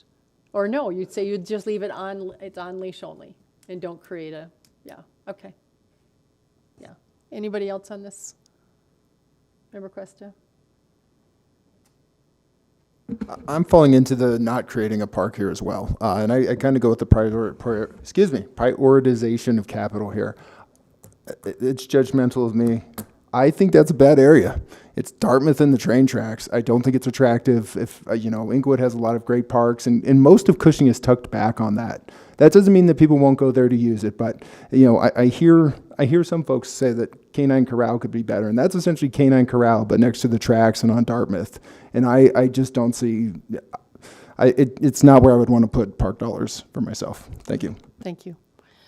So it's interesting that you said that, Member Cuesta, because one of the things I was wondering about this, because I thought it was the higher park, but I didn't have the right number down. And since it is the highest number, is there a way instead to take the current Canine Corral, put this money towards that and make it a really, really great off-leash park and start to irrigate there and do some things that would make it even better, rather than add a small one that takes an awful lot of money? I don't know if that's even possible.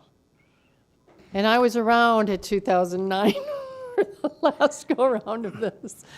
Regarding Canine Corral, anything's possible if you have enough money. Part of the issue down there with irrigation was the cost. you're bringing water, potable water from Windermere down, and it was expensive. Do you remember what, I remember that we were I just don't have, never- I don't yeah. recall the figure off the top of my head, but I think we had it at that point in time.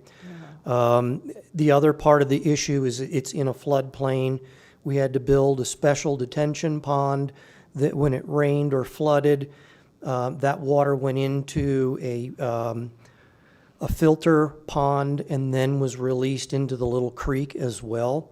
And I think that also has an impact once you start adding irrigation water into that area.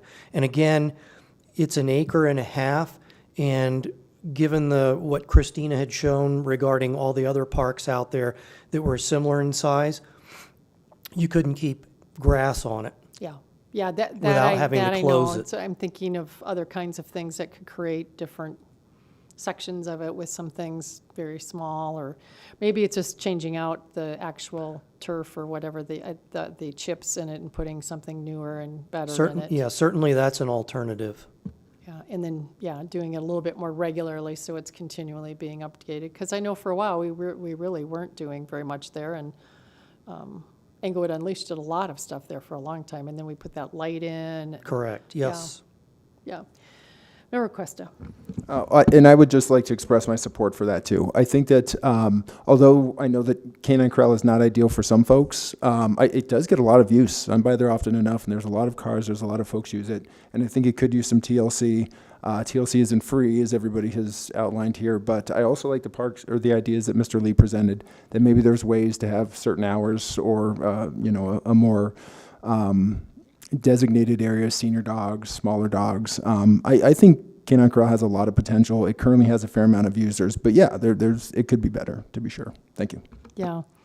So I'm going to add into the not making this little area a fenced-off park, a dog park area. I just don't think it's worth the money for as small as it is. And I would prefer to see that extra money, which is a lot. How much could make Canine Corral even better than it is. All right, last but not least, Jason. I think Member Ward, did you want to weigh in on that last one at all? I think it looks like we have 4 for no off-leash. So I thought I already did support for Councilman Anderson's idea, but I'm outvoted, so. Yes, fenced area?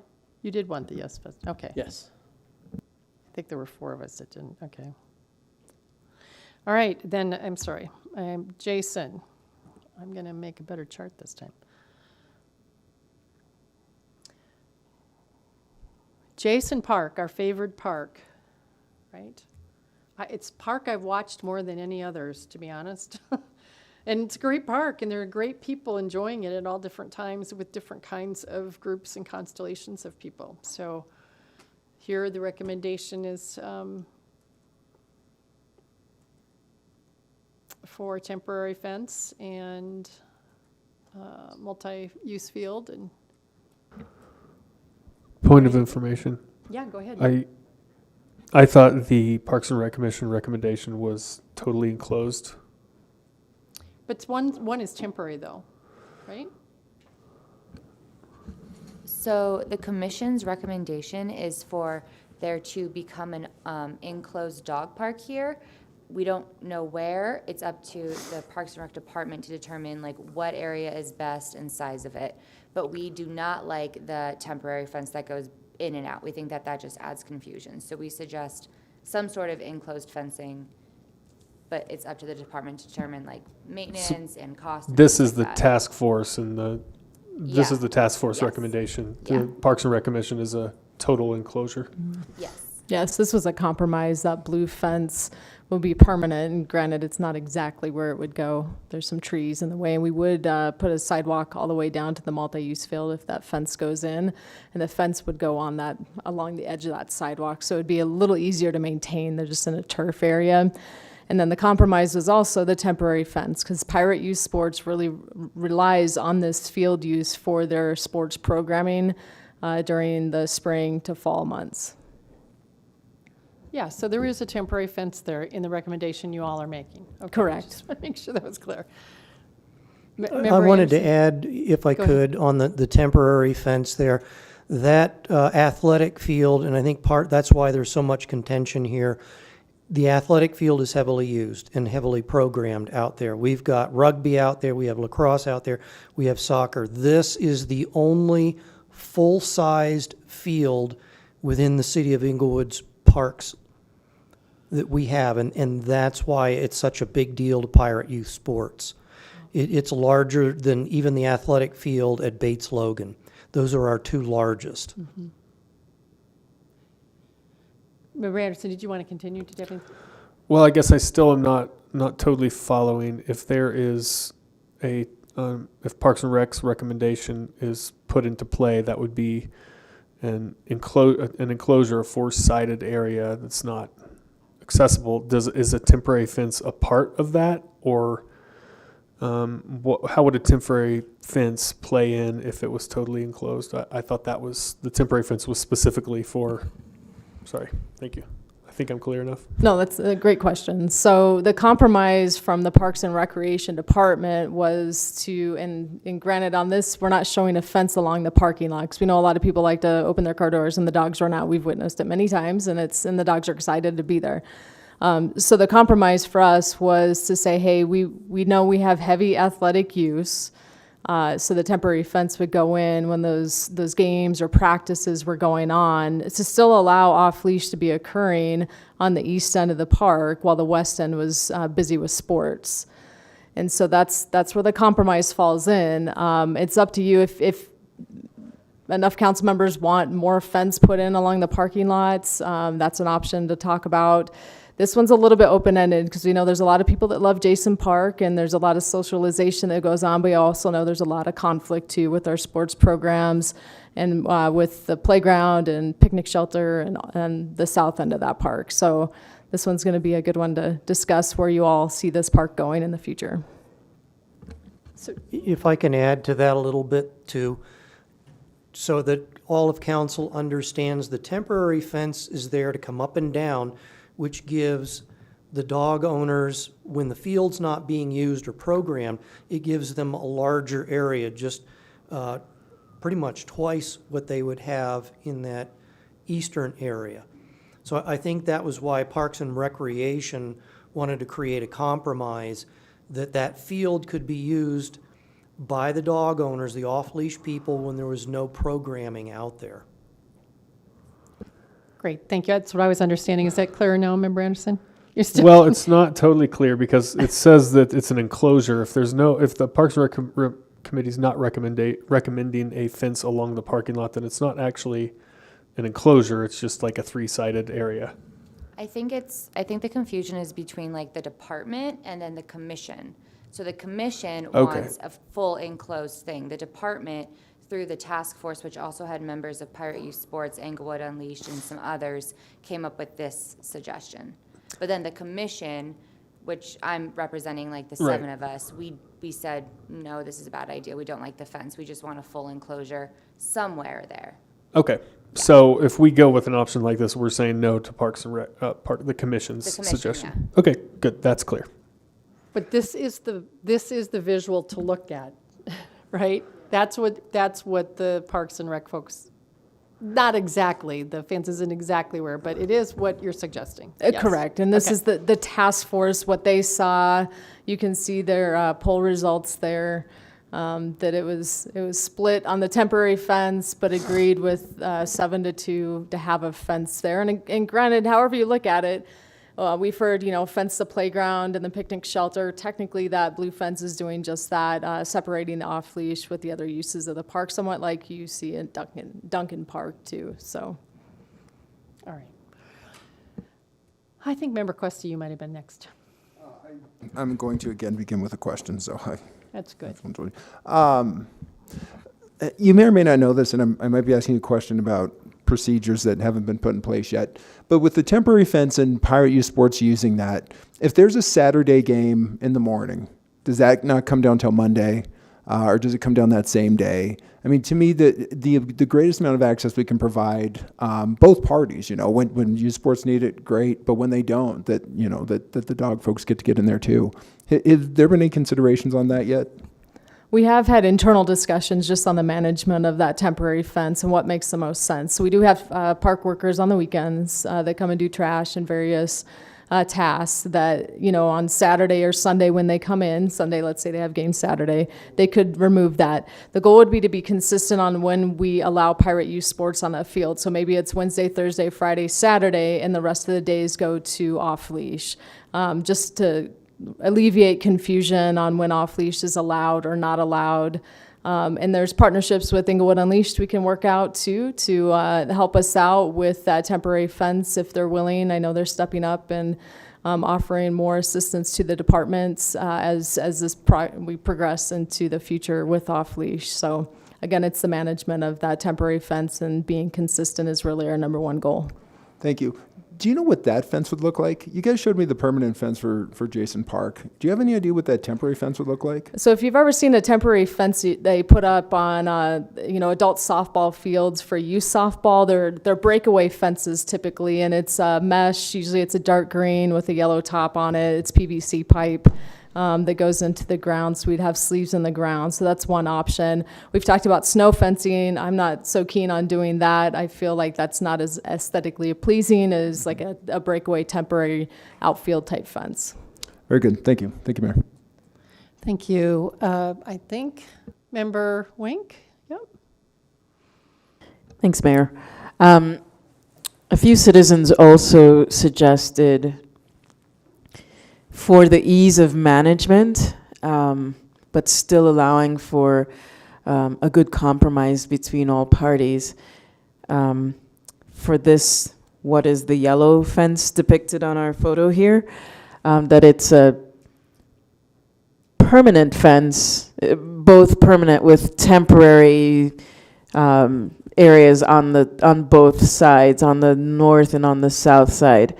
I will say the word gate, but not really a gate, but something that can be opened when, easily opened when it's time for doggies to play all over the place, and then closed when it's, so.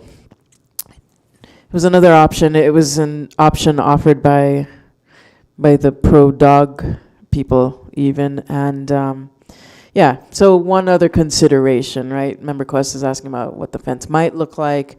So thinking of that with openings on both sides, I think 10 feet were suggested if I'm never mind, I don't remember what the dimensions were. But that was another option thrown out that might work well. There goes our visual. But it does seem like oh wow, we're really down. Anyway. That's what I wanted to share. Just another option for the fence. Thank you. Yeah. Mayor Pro Tem? Thank you, Mayor. Just a couple questions, and just alluding back to the conversation we had back in August. Irrigation, is there still going to be concern about sprinkler heads hitting the entire area with either of the two options? And then secondly, how concerned are we about or the field still having grass for both parts in either option? Actually, more the temporary, because we already talked about the fenced area. Very unlikely that we're going to be able to keep grass in a fenced area, in completely enclosed area. I would tend to agree with your assessment there. That smaller area, I would have concern over how much and the quality of grass in that area. I would envision, if we want to try to keep it, that much like we did earlier this year, we closed Jason Park. I think it was in February or March, and we didn't open it back up until May. We had to go out, fertilize, seed, all of those types of things in order to get that grass, and rest it in order to get it back. And so the smaller the area, the more concern I have with maintaining grass. Mm-hmm. And I think that's part of the reason that Parks and Recreation made the alternative proposal to what the commission was wanting.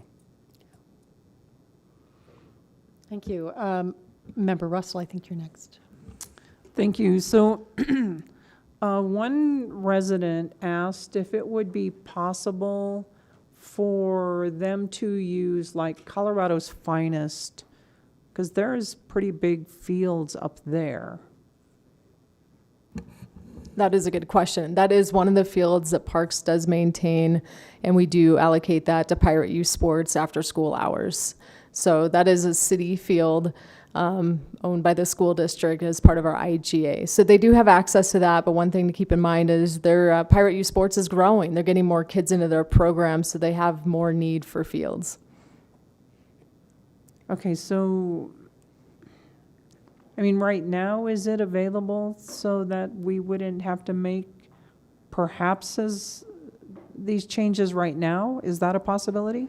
So they're using it currently, yes. And that was part of the challenge with Pirate Youth Sports this year is the closure that we implemented earlier on. When they were starting their seasons, they asked to move to Colorado's Finest to utilize that field, and they're staying there through the remainder of this year. However, year after year, and that's part of the challenge of this whole process, is we know their leagues are going to grow, the need for fields are going to increase, even with Colorado's Finest. They do have access to the other school fields. However, school sports come first, and so they don't always get the fields that they need to be able to put on their programs. So what about Rotolo Park? I mean, is it big enough for a sports field in the detention pond area? For young kids, it would be, and they do utilize that as well when it's not flooded or when it's in the dry season. So Yes. they already are using that. Yeah. Are there any other options in the city? Purchasing more land and building more fields, yes. I mean, that's a future option maybe, but the high school, yeah, the high school is one. They Pirate Youth Sports does put in for that, but they do get bumped off, and that's something they've shared with us. If there's rain delays or rainouts, the school will bump Pirate Youth Sports off their fields for their school practice or games. Well, actually, now that you mention that, there are a lot of fields over there, even, lower down. Do we maintain those still, the Parks Department? We do not maintain those anymore. I believe it was about a year ago, the schools came back to us, wanted to take over maintenance and programming, scheduling out there. They felt it was more of a revenue generator for them. They charge a greater fee than the city does for our fields. And that also, because Pirate Youth Sports has limitations financially, makes somewhat of a hardship for them. But the schools took over all of that Hosanna Athletic Complex. So we have no more scheduling say-so out there at all. So I think we should get the schools to donate some of the fields at certain times for Pirate Youth Sports, since is it totally independent, Pirate Youth Sports, from the school system? Yes. And I might Okay. add to the city, independent of the city, because some people thought that was our city program, and it's not, just to clarify with people. So if it's not ours, I mean, is it possible, do they use like South Suburban Parks and Rec also? I'm not sure if they do. I don't believe they do. One thing to mention too is the IGA with the school district was approved in 2020 by council in that negotiation process to give Hosanna back, and then we took over Colorado's Finest. That was all part of that IGA process. So it'd be something that would need to be negotiated through the schools and updated in the IGA, if that is something the schools would like to do. Okay, thank you. I think it's something we should consider talking to them about. Member Thank you. Sorry, Member Anderson? Yeah. Can help me help me understand when the temporary fence would be up and when it would be taken down. Is it a seasonal thing? Yeah, so it would be a seasonal thing. So just during practices and games, we would have that up during the sports season, so spring to fall.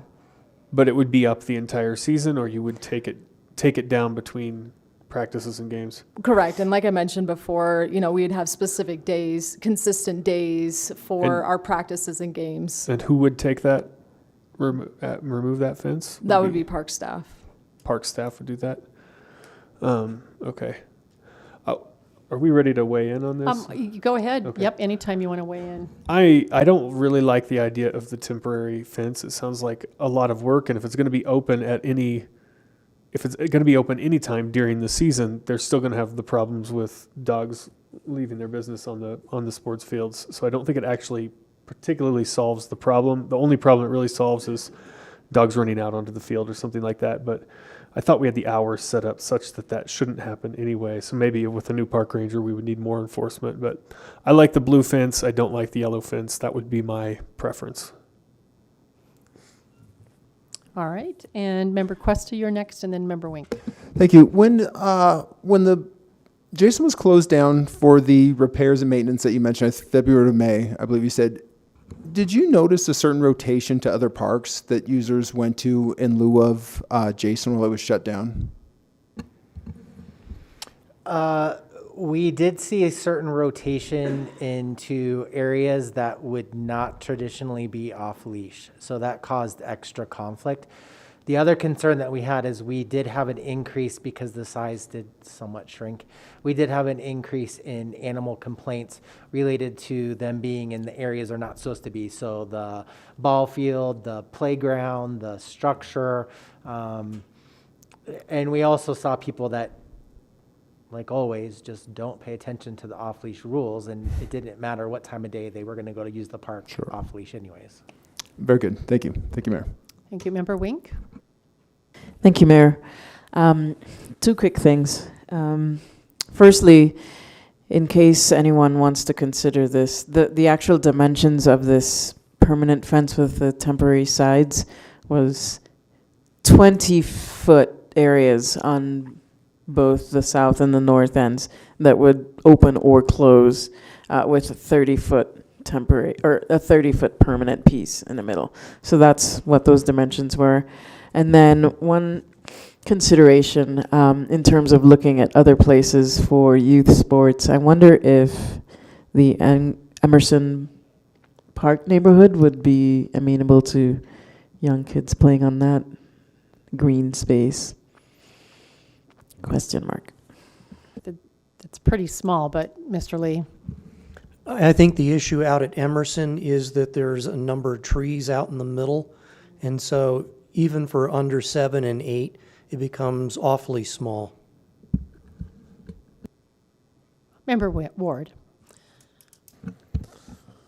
I support the blue fence.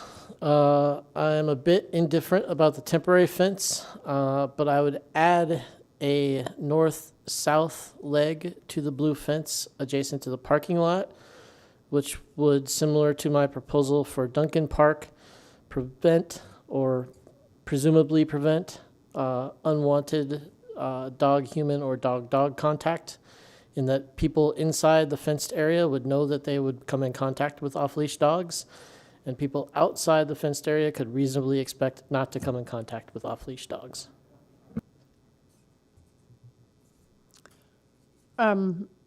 So you saying that blue area, keep that, and then put one on down the right side of it? And that would Correct, on be- the east side, north-south, adjacent to the parking And that lot. little corner down there would be a dog park, It would make it basically. a backwards L, and then the upper section of the park would be considered the dog area, and the lower section of the park with the playground, basketball court, and picnic pavilion would be on leash only. Point Okay, of right. information.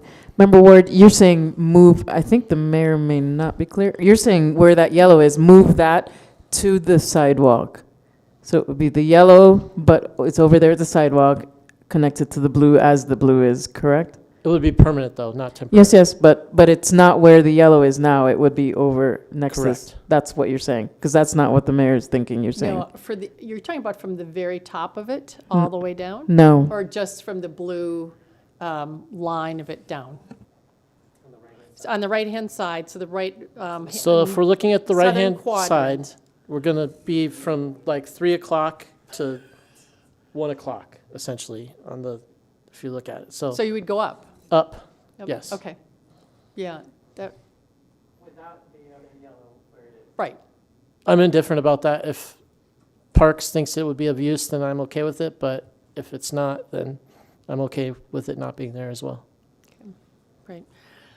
I'm in favor of the compromise that the Parks and Recs folks made, and here, some of my thinking is that I don't think we should try and relegate our children around the city to accommodate our pets. I have been a pet owner all my life, and I think a lot of other people have too. Our kids need parks. They need to be able to play. I hope Pirates Youth grows. They were an outgrowth of what we had in the Parks Department at one time. and they have managed it extremely well. Kids in our community do better when they're out in our parks playing, and limiting them and trying to pigeonhole them in here and there and tell the schools you got to accommodate. I hope all of our parks and our ball fields are filled, both at schools and our parks. What I want to do is find the best way to get more use of this with people who are not with kids having fun in the park. There are families that have a dog on leash, off leash, and this one seems to give lots of options. Do I like temporary fence? I don't think any of us probably do, but I'd like to try it. I'd like to see what happens there. And I'd like to try it out for a whole season, have council review it at the end and see how did this work. I also wanted to say something about making money off of the programs of our kids. I think we have to be really careful. Our parks were paid for by all of us. We've all paid taxes to make this work. And asking people to pay more money so the kids can be in programs to use them well is not my idea of what open public space is supposed to be. And I don't know if you can explain the enterprise zones, Mr. Lee, but, Pirates Cove has come up over and over as, we charge there, why not charge more here? It's a completely different setup for that. I don't know if it's helpful for the public to know what that is, but I think there's lots of misunderstanding about what Pirates Cove is compared to just an open public park and why we charge people for that versus we don't charge people for this. I'm not sure I'm understanding your question because you're mentioning Pirates Cove. Yeah, because that's come up as we've gotten emails from folks saying, we raised rates at Pirates Cove. Why can't we raise more through youth programming at these to pay for all of the parks? And that's not really what our parks are there for, to raise money for us. We're not trying to make money on our parks versus we are trying to make money on Pirates Cove, but reasonably. Right. Our revenue off of all of the field rentals averages about $50,000 a year. So what we're charging compared to South Suburban or Foothills or Denver, we're charging a much lower rate because, like you said, we have taxpayers, people with kids have a lot of expenses, and therefore, Inglewood's always given a price break to the citizens of this community, no matter what it is, recreation programs, outdoor use as well. So they get a good break. So our idea isn't a cost recovery of even 100%. So what we receive in revenues comes nowhere near maintaining any of our parks. And I can say as a mayor in the South Metro area with other mayors, one of the biggest complaints I hear from other mayors is how costly South Suburban is. And they're paying quite a penny for that, and they want to get out of it. And sometimes they ask, how do you do your own in Inglewood? Well, we have wonderful staff who have managed it to keep it low and make it work. But Member Anderson, you're next, and then it's Member Wink, and then Member Russell. I wanted to respond to Member Ward's suggestion. If I understand that correctly, that would create an entirely enclosed area. Because you have a fence along the north side already, and then fence that goes around along. Is that correct? That would be if we ran a fence from the blue up, it would be a fenced-in area. I don't think that's the best solution here. For one, I haven't talked to anybody who utilizes Jason that wants a full enclosure there anyway. So I don't think it would make I'm getting from the audience that there is somebody who does want a full enclosure there. But most of the people I've talked to don't want a full enclosure there. And also that eliminates the utility of that entire area for virtually anything else. I mean, it would be a dog, it'd become a dog area, I think, and it wouldn't be good for playing Frisbee and frankly, I bring my kids to this playground. If we pulled up into the parking lot and there was a fence there and dogs inside, we would, it would feel like that part of the park is just closed off to us. And we like using the playground and would want to use it. And I think I'm trying to speak for families here in general. Want to use the playground and know that you're not going to have a dog run out on the playground. And that's what the blue fence accomplishes. But we also like to run around in the field. And if there are dogs there, occasionally there are friendly dogs and friendly owners that will let us pet their dogs. We like to have access to that too. So, and then, go over there and play as well. So, I'm okay with the temporary fence idea if we want to give that a try. But I do think for me, kind of the blue fence is the definitely got to have that to separate the playgrounds from the dogs. So.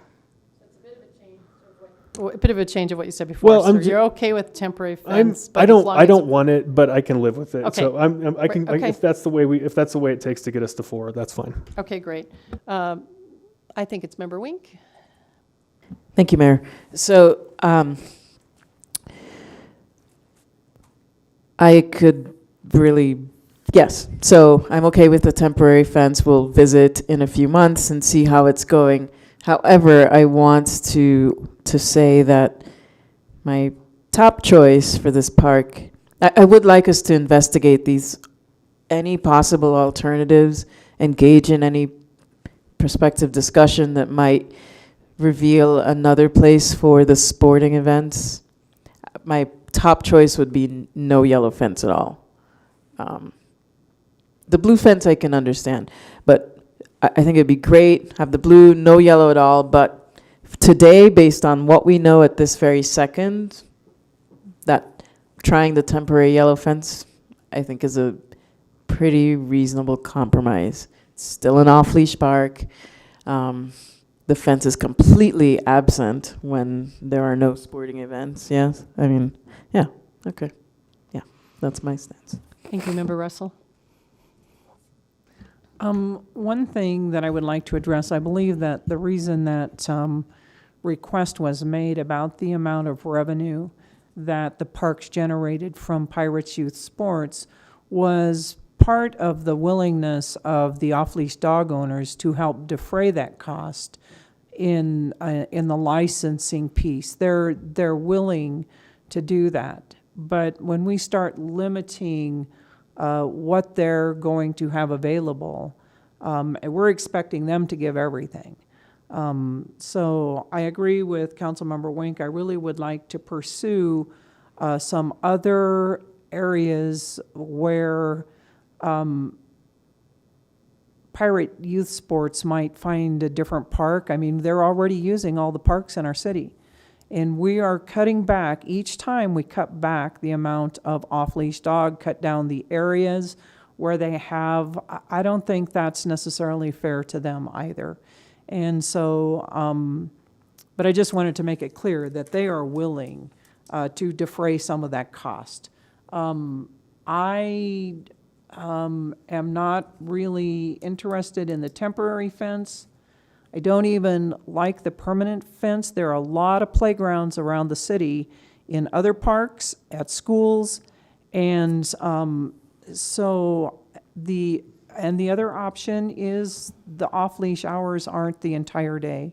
So if there are parents that don't want their children around dogs, then I think they should perhaps look for one of the other parks.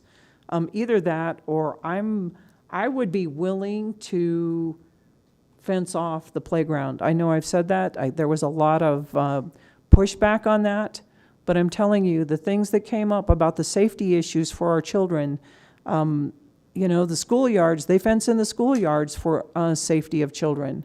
So anyway, that's where I stand on this park. Thank you. Councilmember Questa. I think you struck the right tone, Mayor. In folks that we're trying to prioritize maybe the group of children versus dog owners in their access to open space with their pets.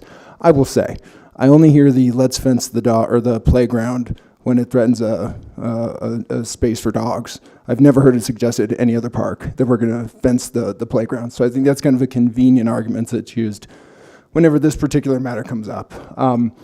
To me, it's not a revenue issue. $50,000 was pointed out that we get from Pirate Youth Sports. We're passing a budget that's $50+ million, you know, in the coming weeks, months here. So that's 0.1%. We could double that and get to 0.2%. You know, I mean, and that's not nothing, but I mean that doesn't move the needle one way or the other. So similar to Duncan, where there's the black fence that we talked about running down the middle, I don't think that impacts the user's experience on either side, be it playground or dog owner. I kind of feel the same way about the blue fence here, that I don't see that should, really negatively impact your experience as a dog user or an off-leash dog park user, nor if you're on the playground should that impact your experience. It is the middle yellow fence, and I think this is the toughest part for me to try and find the solution, and you guys have done good work here.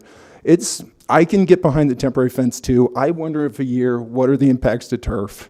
How well did this work out? And we're all guessing at this point. And again, I appreciate the solution presented. So I can go with that middle ground of the permanent blue fence and then the temporary yellow fence with revisiting it. Now, this will be beyond my time when that review comes around, but I could agree to that too, if that's something that we can get 4 votes on.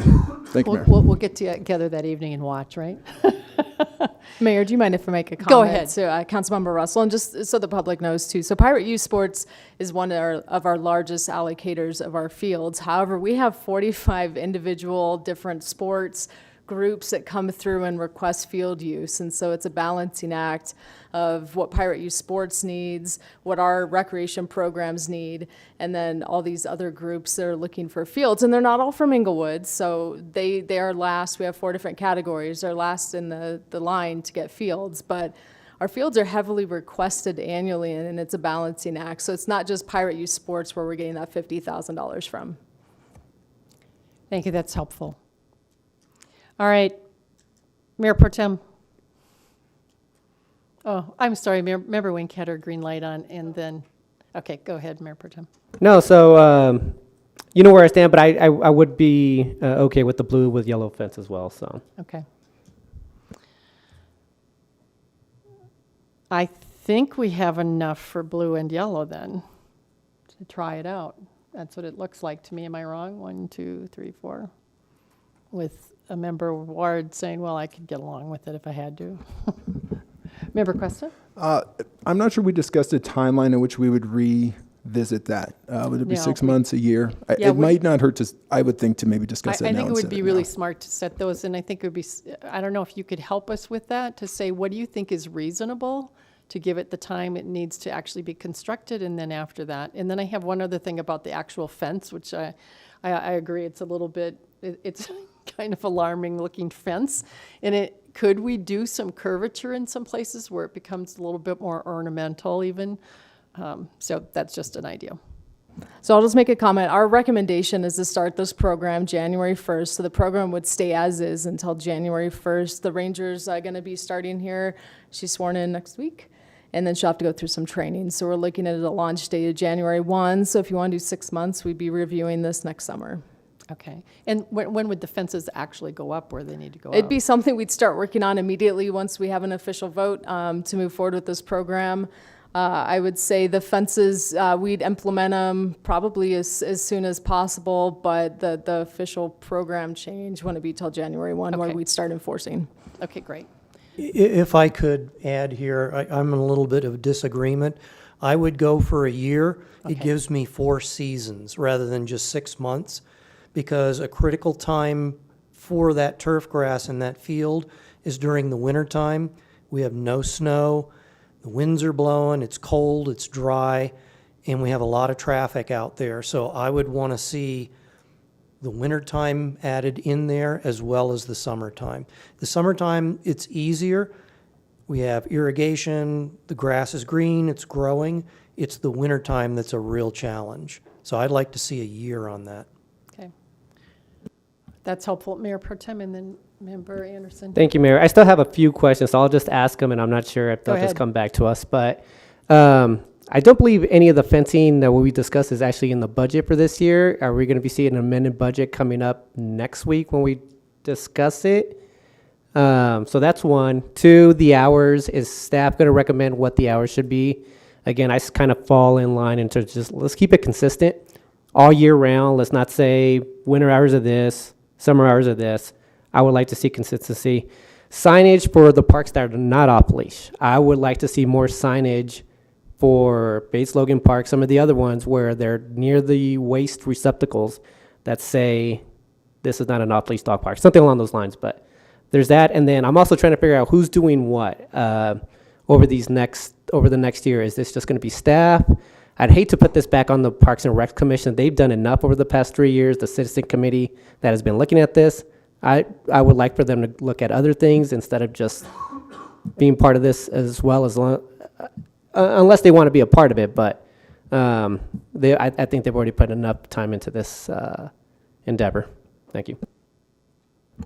I would agree with you. Staff will take it over after a final vote is decided upon. As far as the hours, that is something you all should determine. It was a council decision in 2009 when the change was made, and so it's up to you to make that decision on the hours. And as far as signage, yes, we agree with that. We will increase signage in the off-leash or non-off-leash parks to make sure people are aware. It helps with enforcement as well. So those are definitely changes that would be made. And again, those would be going in hopefully by January 1st. We'd start working on that immediately to get everything in place so the program could be launched. Thank you. Member Anderson? My question is on how this is going to come back to us, because I got outvoted on at least one of those parks. I think I could support it, the whole package altogether, but are we going to vote on this park by park, or are we going to do we have enough votes to pass a whole package? I can support the whole package as it is, but I hope we can just do it as one package. We had 4 on each one to get it to where it is, but okay. I guess if you all disagree and you want it to come park by park, let's talk about that. Member Ward? Adding to that question, I'd like to see this done as an ordinance as opposed to a resolution. So, and give us, I think that's probably what it would be anyway, Okay. wouldn't it? Yeah. That Wouldn't it allows be us to codify it directly into our City into our Attorney law. Niles, do you want to answer that? It doesn't have to be adopted by ordinance. If you want to codify it into municipal code, it would have to be, but simply providing staff as direction as to off-leash, on-leash, that doesn't necessarily have to be done by formal legislation. Okay, I didn't know it could come back either way. I just assumed it was ordinance. And what was your thinking behind that, Member Ward? I don't Just know to- how we prosecute violators for off-leash if we don't have an ordinance that restricts leash or off-leash activity in the city. Supervisor Lewis? We actually do have an ordinance that pertains to park rules violations, as well as designated off-leash parks. It's already designated specifically in our ordinance. It says designated off-leash parks. So there is no named park or named hours in the ordinance currently. Okay, I would support changing that. I think people need to understand the rules of the game and they need to know where to find them, so. I will weigh in that. I disagree. This gives it more flexibility, and if in a year we want to change it, we can then change the resolution easier. And I do think we do it really well with this, with park hours. That's how we have worked with people who are needing a place to sleep, and we've been able to figure out how to keep them out of the plat area for safety reasons, and this is the way we've done it, so that it's helpful to do that. And we've been able to move it along. But everybody can weigh in as you go. I thought I saw one of yours on, but I guess not. Member Anderson? I would prefer to do it as a resolution, just because if we need to make a change over this next year, just I don't know how you'd have to do that with 2 readings, and I think it becomes more complex. And I think this is something that we need to have pretty adaptable, at least here for a year or 2. Though I wouldn't be opposed to codifying it as an ordinance once we feel like, because I'm not 100% sure this is going to work out super great, and I'd like to be able to change it over the next year. But I see the point, and I think I could consider doing that down the road. But for now, I'd like to see it as a resolution. Go ahead, Member Ward. There's also a secondary issue at work here, which is the people's right to referendum. If the people choose to challenge council's decision, it needs to be a decision that was made by ordinance as opposed to made by resolution. So that would be another potential consequence of the vector that we choose to do this in. I think it's certainly put it on the ballot if they wanted to restrict stuff. Member Cuesta?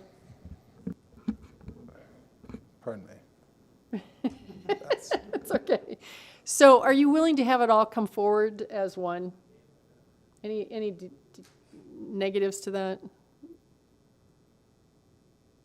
Silence is compliance. All right. So I think there's still several other issues. There's hours, and there's licensing, and there's the review period, which I heard, probably a year might allow. I don't know, Director Underhill, if you feel like, that you would support that too. It's being more helpful in the long run for you all. So, maybe that's the review is a year. Of course, anytime in that, if something's not working, you bring it forward and say, this really didn't work the way we thought it would. Of course, you can always do that with council, right? Or council might bring it back to you within 6 months and say, hold the phone here. How about hours, though? I think I'm hearing you say you want some direction on that. So, Member Wink. Suggestion is that we change the hours along with the time changes. Could you say what those would be? Daylight savings time and whenever those are, instead of 11:1 and 3:1. Just something that aligns with something we already follow.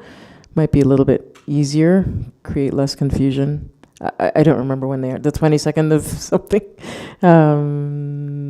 So you're fine with it being open in the winter all the time, but you want it to coincide with daylight saving time? Yeah. Okay.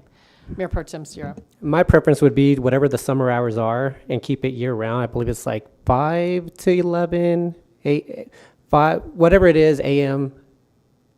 Could you remind us what it is? Yeah, for what are the point of hours on info? this? Park hours are 6 a.m. to 11 p.m. And the off-leash times for parks that, The off-leash times, we'll start with March. In March, the times go to 6 a.m. to 11 a.m. in the morning for off-leash, and then 6 p.m. to 11 p.m. So you always have 6 and you always have 11. Right. And that's because of the sporting fields out there and the activities.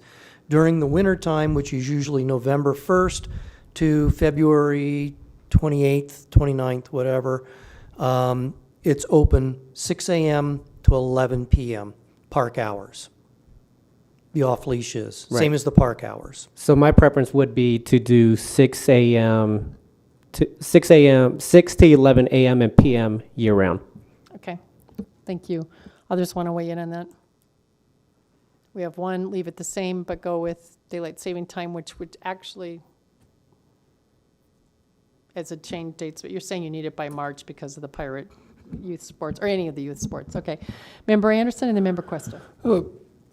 Would it, I guess this is probably for Mr. Lee, would the changing those hours as Mayor Pro Tem suggested help with maintaining the turf over the winter by keeping the hours keeping the dogs off at those times possibly? It probably would, yes, because it gives a little bit of a rest. I'm going to go with Mayor Pro Tem on this. I'd like to see the hours changed in that way. Thank you. Member Cuesta. I may have misunderstood your suggestion. Could you please repeat that, Mayor Pro Tem? Sure. So the summer hours currently are 6 a.m. to 11 a.m. and then 6 p.m. to 11 p.m. So my preference would be to keep that year round. Okay, those are summer. And will you please repeat winter for me? I think I must have written those down wrong. 6 a.m. in the morning to 11 p.m. at night. Starting in March. Understood. Well, No, for winter sorry, hours, in starting December. November 1st to March 1st. I see. So Mayor Pro Tem suggested woodwork in that break year round. It'd be the 6 to 11 in the morning, 6 to 11 in the evening year round. We've taken a park away. I feel bad reducing hours too, truth be told. I do appreciate the forgiveness that gives the turf though, here and there. I'm going to think about this for a second. Thank you, Mayor. Sure. I'm in favor of the 6 to 11 all year round. I think it makes it really clear. And there are times during the middle of the day, in the middle of the winter, where it can be played on by kids and doing all kinds of things. And snowy weather, you can do all kinds of things then too. So I think it's consistent across the board with good signage. I think we've opened up more, we've provided more, and we're giving consistency for enforcement. Others? I support consistency here. I'd adopt the hours. Thank you.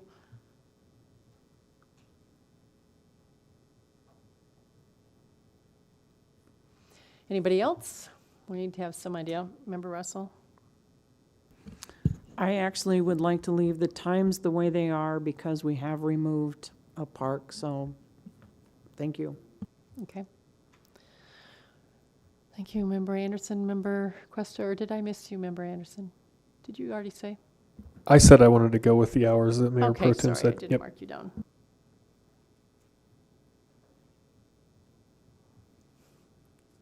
I know.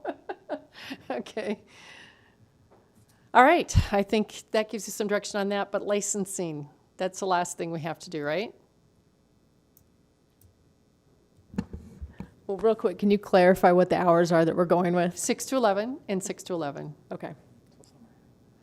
All year round? AM is the same as PM all year long. Okay, perfect. Yeah, so the next item would be licensing. We've given the example of what Boulder uses, the Voice and Sight program. So there's an educational piece you have to go through. I'll let Supervisor Lewis talk a little about some of the research he's done. So as you all are aware, people are in favor of this, including Inglewood Off-Leash. Not only does this generate some revenue that could offset some of the expenses that we are going to see, but several of our colleagues, and I think staff needs more of a direction from all of you, because this would most likely need to come before council. Most organizations are using a third party, so it's not involving additional staff. And they do all the maintenance, but we benefit also from taking in those dollars. It allows us to have greater safety and understanding of what our community is made up of, just like with our business community. We want to know how many pets do we have, what kind of amenities we could foresee, what kind of enforcement actions we may need, where we need to place enforcement. It also allows us to better, one of the most traumatizing things for a family and for a pet is being they're separated in some way. And so this allows us to better understand and where we can take this animal back to their owner so that we're minimizing that anxiety as well. It's also a health and safety factor because we can find out the vaccination rates for animals, which rabies vaccinations are currently mandatory. And we have run into some concerns related to unvaccinated animals in the city of Inglewood. It also allows us to potentially reduce our pet population and allow for a little bit of an incentive for those pet owners that do have their animals spayed and neutered, so it allows for more responsibility. Right, with that clarification, how do you feel about this? Member Anderson, go ahead.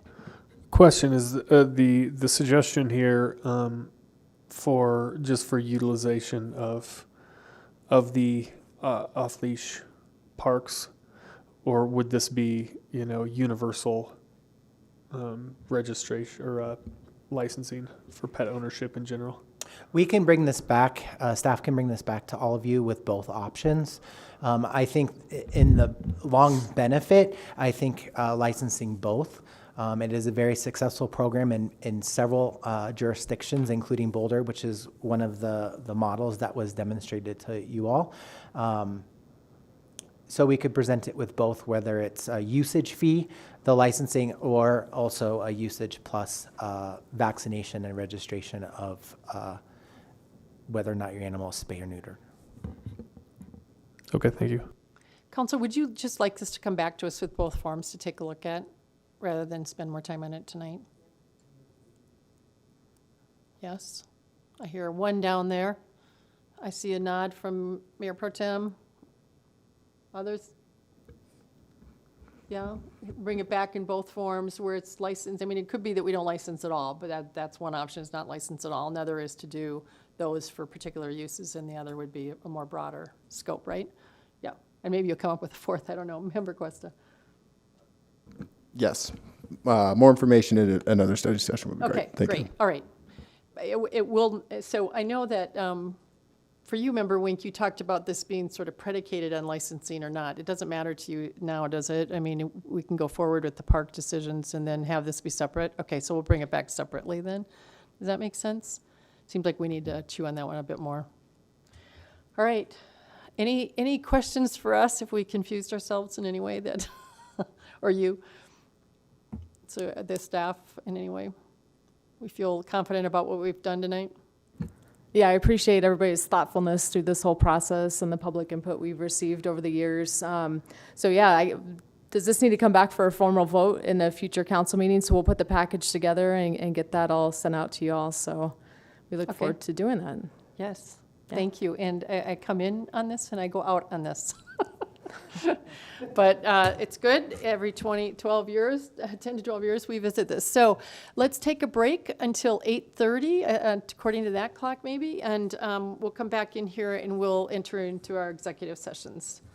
Thanks, everybody, for your patience, and big, big thanks to the major committees and groups of people, both on the committee and off, who have helped with this.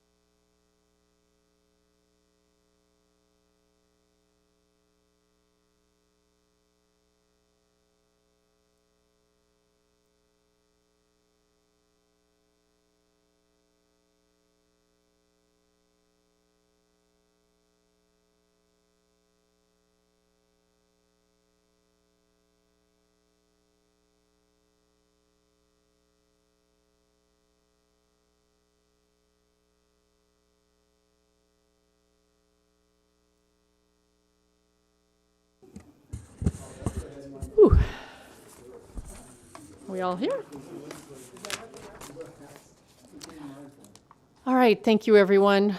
I think we can start again. We're all here. So I move to go into consecutive executive sessions tonight. Number one, for discussion of a personnel matter under C.R.S. Section 24-6-4022F and not involving any specific employees who have requested discussion of the matter in open session, any member of this body or elected official, the appointment of any person to fill an office of this body or of an elected official, or personnel policies that do not require the discussion of matters personal to the particular employees. And number two is exactly the same. Do I have to read that one? No. Okay. So present at this first executive session are the following persons: Mayor Linda Olson, Mayor Pro Tem Othaniel Sierra, Council members Rita Russell, Joe Anderson, Dave Cuesta, Stephen Ward, Cheryl Wink, and City Manager Sean Lewis. And at the second executive session are all of the same council members, minus City Manager Sean Lewis, plus City Attorney Tamara Niles. May I have a second? I second. Please vote. Member Anderson, Aye. Member Cuesta, Aye. Member Russell, Aye. Mayor Pro Tem Sierra, Aye. Member Ward, Aye. Member Wink, Aye.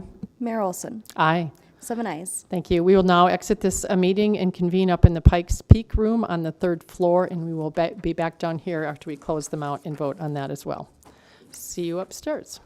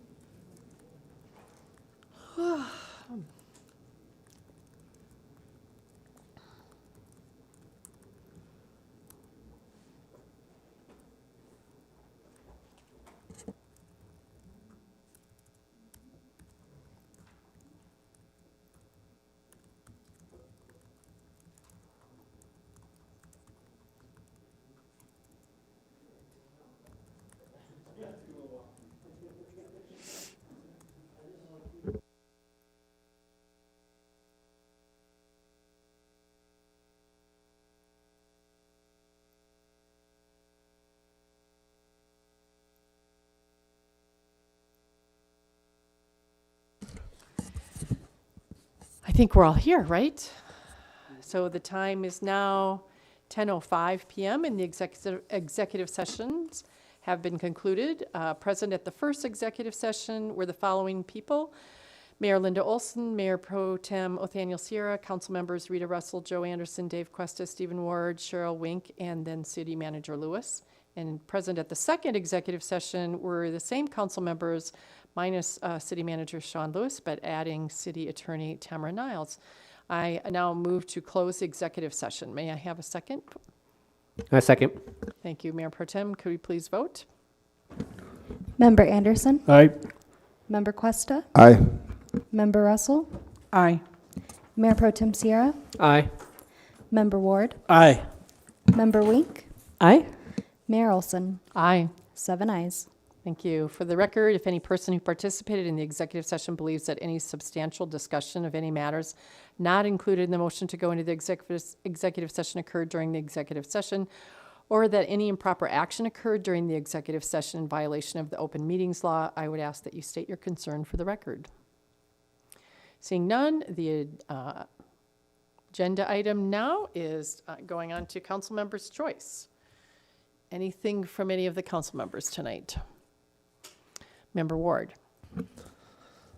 I went on a ride-along on Friday, and it was an eye-opening experience. My last ride-along was about 4 years ago when I did the Citizens Academy, and that was an evening shift. I think I was out from about 4 to 8 or 9. It was a pretty quiet night. This time I rode Friday morning, so I attended roll call at 6:30, which if you haven't done, you definitely should do. And then we rolled out, and I stayed with the officer till about noon. And I would say about 80% of our time was spent with homeless people in our community. It's a real challenge. It's a problem that I don't see as having a ton of solutions, but I will say that the culture of the police department, the way the officers treated the calls and treated the people that they interacted with was incredibly impressive. Even in dealing with difficult people and difficult situations, the level of professionality was really laudable, and there seemed to be a legitimate attempt to make a connection with people as individuals, not as rap sheets or otherwise objects. It was he was calling people he knew by name. They're aware of the frequent flyers. I was very impressed, and I think our guys are doing an excellent job. I thought I had an idea of some of the challenges that our police department is facing and some of the challenges that we are facing as a community. I didn't until I spent 6 hours rolling with the police. So I would encourage my fellow members of council and even members of the community who might be interested in the job that the police department is doing to request a ride along, spend some time with one of the officers. It's very informative. That's all I have. Great, thank you. Who else has something tonight? Do you want me to run through and ask? Member Russell? I just have a question, and I sent the email to Sean about what the Code Enforcement Advisory Committee wanted to do. Is that on the agenda for next Monday? Or can we vote on that tonight, or Or you mean take consensus tonight? yes, Yeah. take consensus? we Is that can. all we have to move this forward? Yeah, what is the next step for this? I wasn't sure what it was. The city attorney and I were just discussing that it's a bit of a missing piece. We're not sure if the council liaison brings it, the staff liaison, if the board chair requests a study session with you all. But I think in this case, if we have consensus from council to put that on a study session, then during the mayor pro tem, manager meeting, we can add that to an upcoming agenda, if that's okay. Okay. Yeah, I didn't know what the process would be from here, because often it's come from, well, And then we've we'll done it just different ways, so. Yeah. Okay, so you if- want it for sure. Right. Yes, I want it. Maybe. So if we have consensus, it could be put on a study session, and then the board would come. Right, and I should mention that in addition to Member Russell, staff is also recommending that it come back to council as well. Okay. So Okay. Yeah, let's check, everybody, when you speak tonight, check in, and if you don't have anything to say, we'll just have you, well, why don't we just make sure round robin right now? Councilmember Ward, are you okay with it appearing on the agenda? No concerns. Okay, how about anybody concerned about it? Anybody not want us to do that? Okay, we'll figure out a time to put it in then. Great. Thank Anything you. else? I'll give them that information on Wednesday night. Okay. Anything you. else? No? Okay. Others have anything tonight? Put your light on? No? I have a couple of quick things. One is, was involved with the Habitat build with the Metro Mayor's Caucus on Wednesday last week, and it was just a reminder to me of how significant Habitat homes change the lives of people. Home ownership, there are not, and I think our citizens come forward and talk about this all the time with scrapes, but there is no starter home. So there just aren't any. And to build the wealth that you need to come out of poverty, often real estate is one way to do it. And so was thankful to see that, and I would love to see us find ways to work with Habitat in the future. Second is Arapahoe Acres is having a chalk art this weekend, like they have this time every year. So Sunday, if you want to go over to Arapahoe Acres, there'll be all kinds of chalk art in neighborhoods to kind of compete with each other. There is a judging that happens at 3, and they'll put up, or there's judging going on, and then at 3 they'll name the winners and walk around and put different signs and ribbons in the front yard. So you might enjoy that. And then third, what else is on Saturday? 3 o'clock to 9, right, is the block party. So be sure and come out and enjoy that, and see what happens downtown when Broadway's closed down again. So that's all for me. No one else? All right, City Manager. Well, in addition to the block party, I also want to mention the last of our neighborhood nights is occurring this week. That'll be on Thursday at Rotolo Park. Those start about 4, but really get going in earnest at 5:30 or 6, as when the height of the crowd is. There's actually I need to get the names so we can thank them, but there's a kind of a polka-style band. It's called a session. They're the called, session. Well, that's what they are, musicians that appear together, and they It's move very in and out. organic, but Yeah. they've come to almost all of them, and they provide live music for these. And we always have a food truck, sometimes 2 food trucks. But I really want to congratulate Madeline Hinkfuss for envisioning and pulling this off every week now for most of the latter part of the summer. They've been really well received, and I think are giving neighbors an opportunity to connect with each other as well as city staff. So please join us at Rotolo Park in addition to the block party. Thanks. Thank you, and I was remiss in saying the Romans Park one was on Friday night, and with the new opening of that playground and everything else, it was well attended and lots of great food, and she really has done a great job with those. The music is really outstanding. It's just very homegrown, feels like this is a great place to be. So thank you for that. City Attorney. I don't have a report this evening. All right, this study session special meeting is adjourned. Good night, everybody.